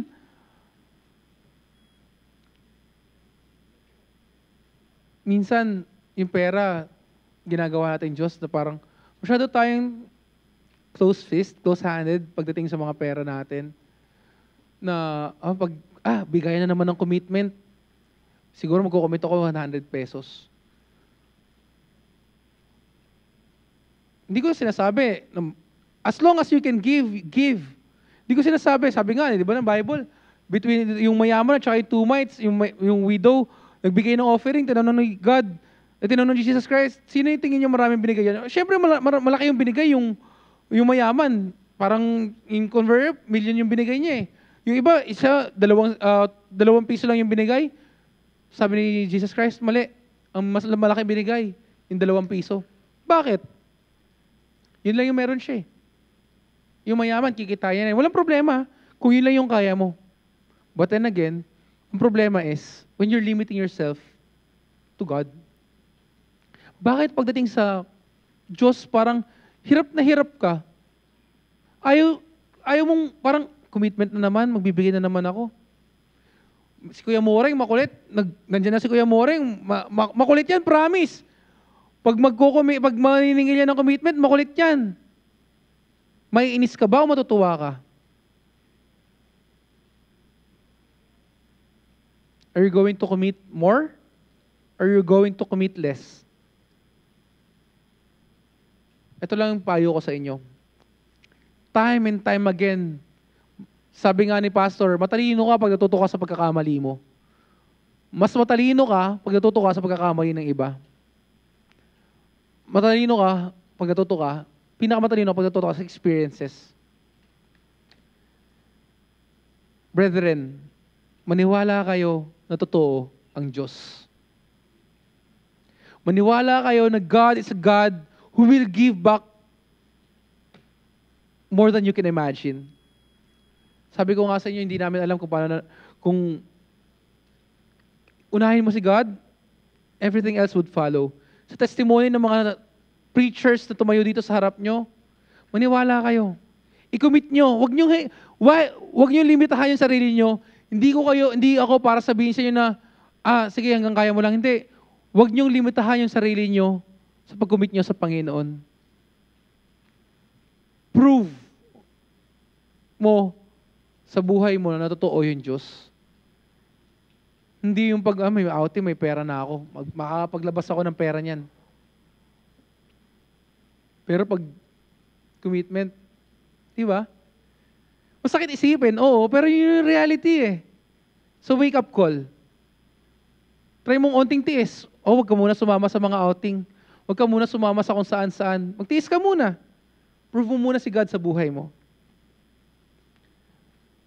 Ano pa? Entertainment. Yan yung mga modern idols. Mas mahalaga na. Manonood ako ng kung ano-ano, ganyan. May manonood kami ng concert or whatnot.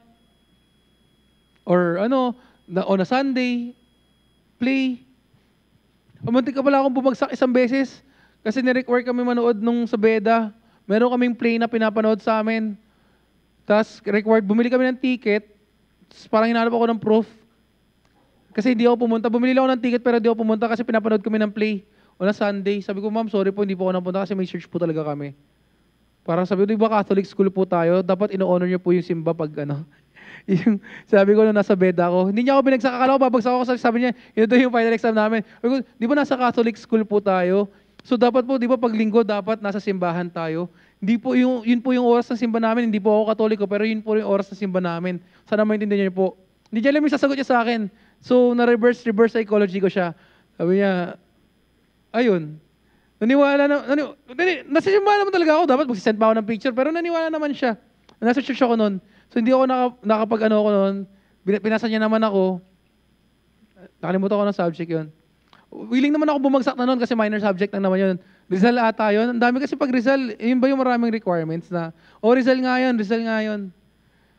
Ay, college. Ano pa? Sex. Now concerning the things whereof wrote unto me, it is good for a man not to touch a woman. Nevertheless, to avoid fornication, let every man have his own wife, and let every woman have her own husband. But if they cannot certain, let them marry, for it is better to marry than to burn. We are obsessed with sex in our culture. It is everywhere. Yan yung mga commercials pa lang, di ba? Nandyan na.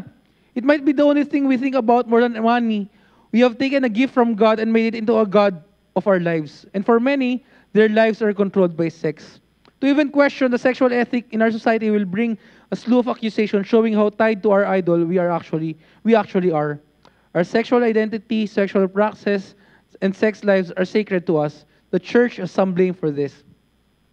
Rather than portraying sex as a good gift from God, in recent history, they have heaped guilt and shame. You could argue this is one of the factors that brought the over-exaggeration of sex. But regardless of how we got here, for many today, sex is an idol. We value it more than we do God. Baka mamaya yun yung pinakamahalaga sa buhay nyo. Ano pa? Comfort. And he spake a parable unto them, saying, the ground of a certain rich man brought forth plentifully. And he thought within himself, saying, what shall I do, because I have no room where to bestow my fruits? And he said, this will I do. I will put down my barns and build greater, and there will I bestow all my fruits and my goods.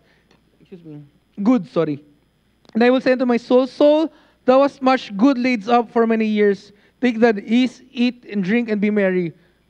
But God said unto him, thou fool, this night thou shalt be required, thy soul shall be required of thee. Then whose shall those things be which thou hast provided? So he see that layeth up treasures for himself is not rich toward God. Diba? Sabi niya, i-lay up niya yung treasures niya sa kanya. Na yung rich man, sabi niya, mag-iwan ako ng mga treasures sa buhay ko. Mag-iwan ako ng treasures, iimbak ko to. Lahat ng kayamanan ko, iimbak ko. Lahat ng kayamanan ko, tatago ko. Ano sabi ni God? Ikaw namang kukunin kita ngayon.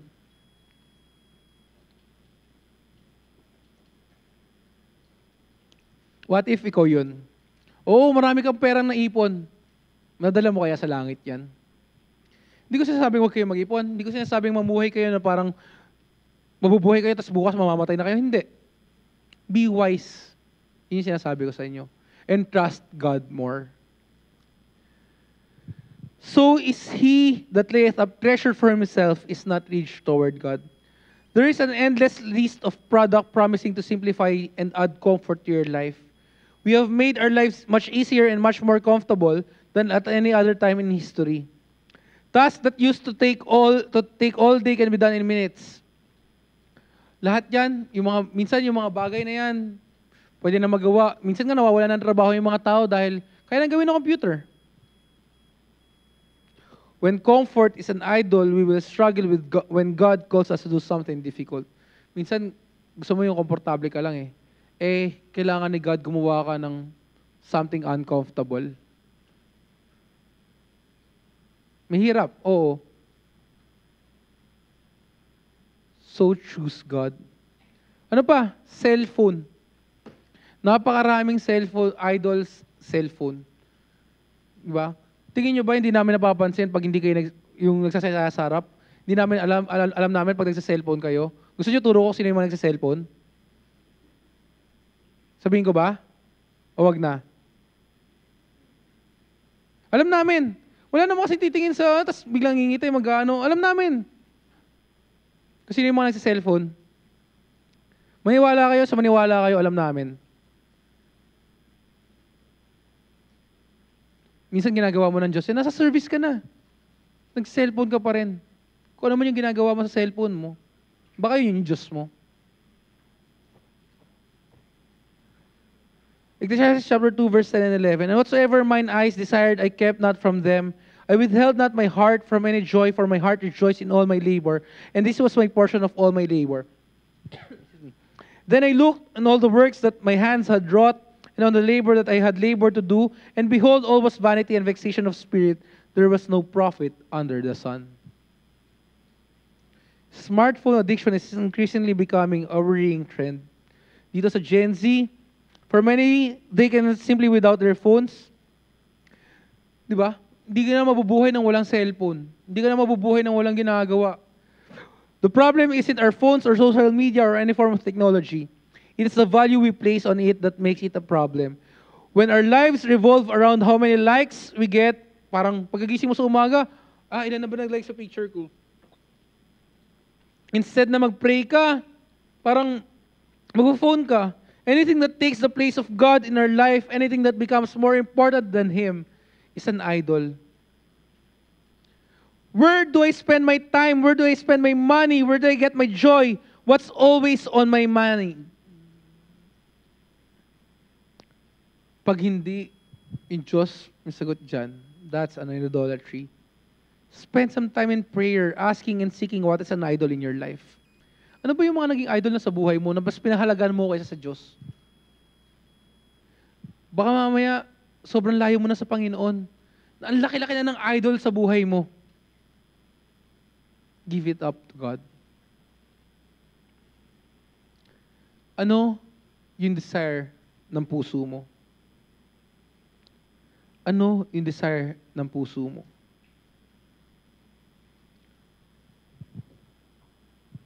Meron pa pero I'll stop here. Let's all stand up, please. So this is my question to you habang kayo nakatayo. Are you faithful to God?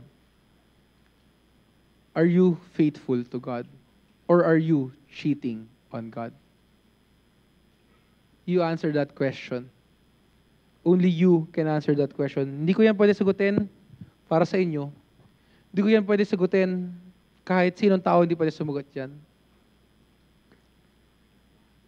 Before I pray, I want you to answer in your heart, in your mind, are you faithful to God? Let's pray. Our dear Heavenly Father, thank you for this time that you've given to us, for the opportunity to speak your word. Lord, help us to be more faithful to you. Kung ano man yung mga idol sa buhay namin, kung ano man yung mga kailangan naming gawin sa buhay namin, kung ano yung inuuna namin sa buhay namin, more than you, whether trabaho, family, whatnot, Lord, we offer it up to you. We cannot do anything without you. We only have this life because of you. And help us to give it back to you. All the glory belongs to you, Lord. All the things we ask in prayer, most holy name. Amen. So, sabi ko kanina, kung kayo gusto nyo mag-recommit ng vow, kung yung vow bilang mag-asawa ay sobrang sacred, how much more yung commitment nyo sa Panginoon? If marami na kayo naging idol sa buhay nyo, tingin nyo mas mahalaga kaysa sa Panginoon. Marahil laro, inuuna mo na yung laro, inuuna mo na yung trabaho. Balik ka lang sa Panginoon. Tuloy ka lang sa Panginoon. Walang nakakahiya, bumalik sa Panginoon. Matagal ka nang nawala, matagal ka nang inuuna yung mga bagay-bagay na yan. Balik ka lang sa Panginoon. The altar is now open. You can ask God, pray. Huwag tayo sa comfortable lang tayo, huwag natin maging Diyos yung comfort. Comfortable ka kasi seat mo yan. And if God challenge you tonight, you can come to the altar and pray. The altar is now open.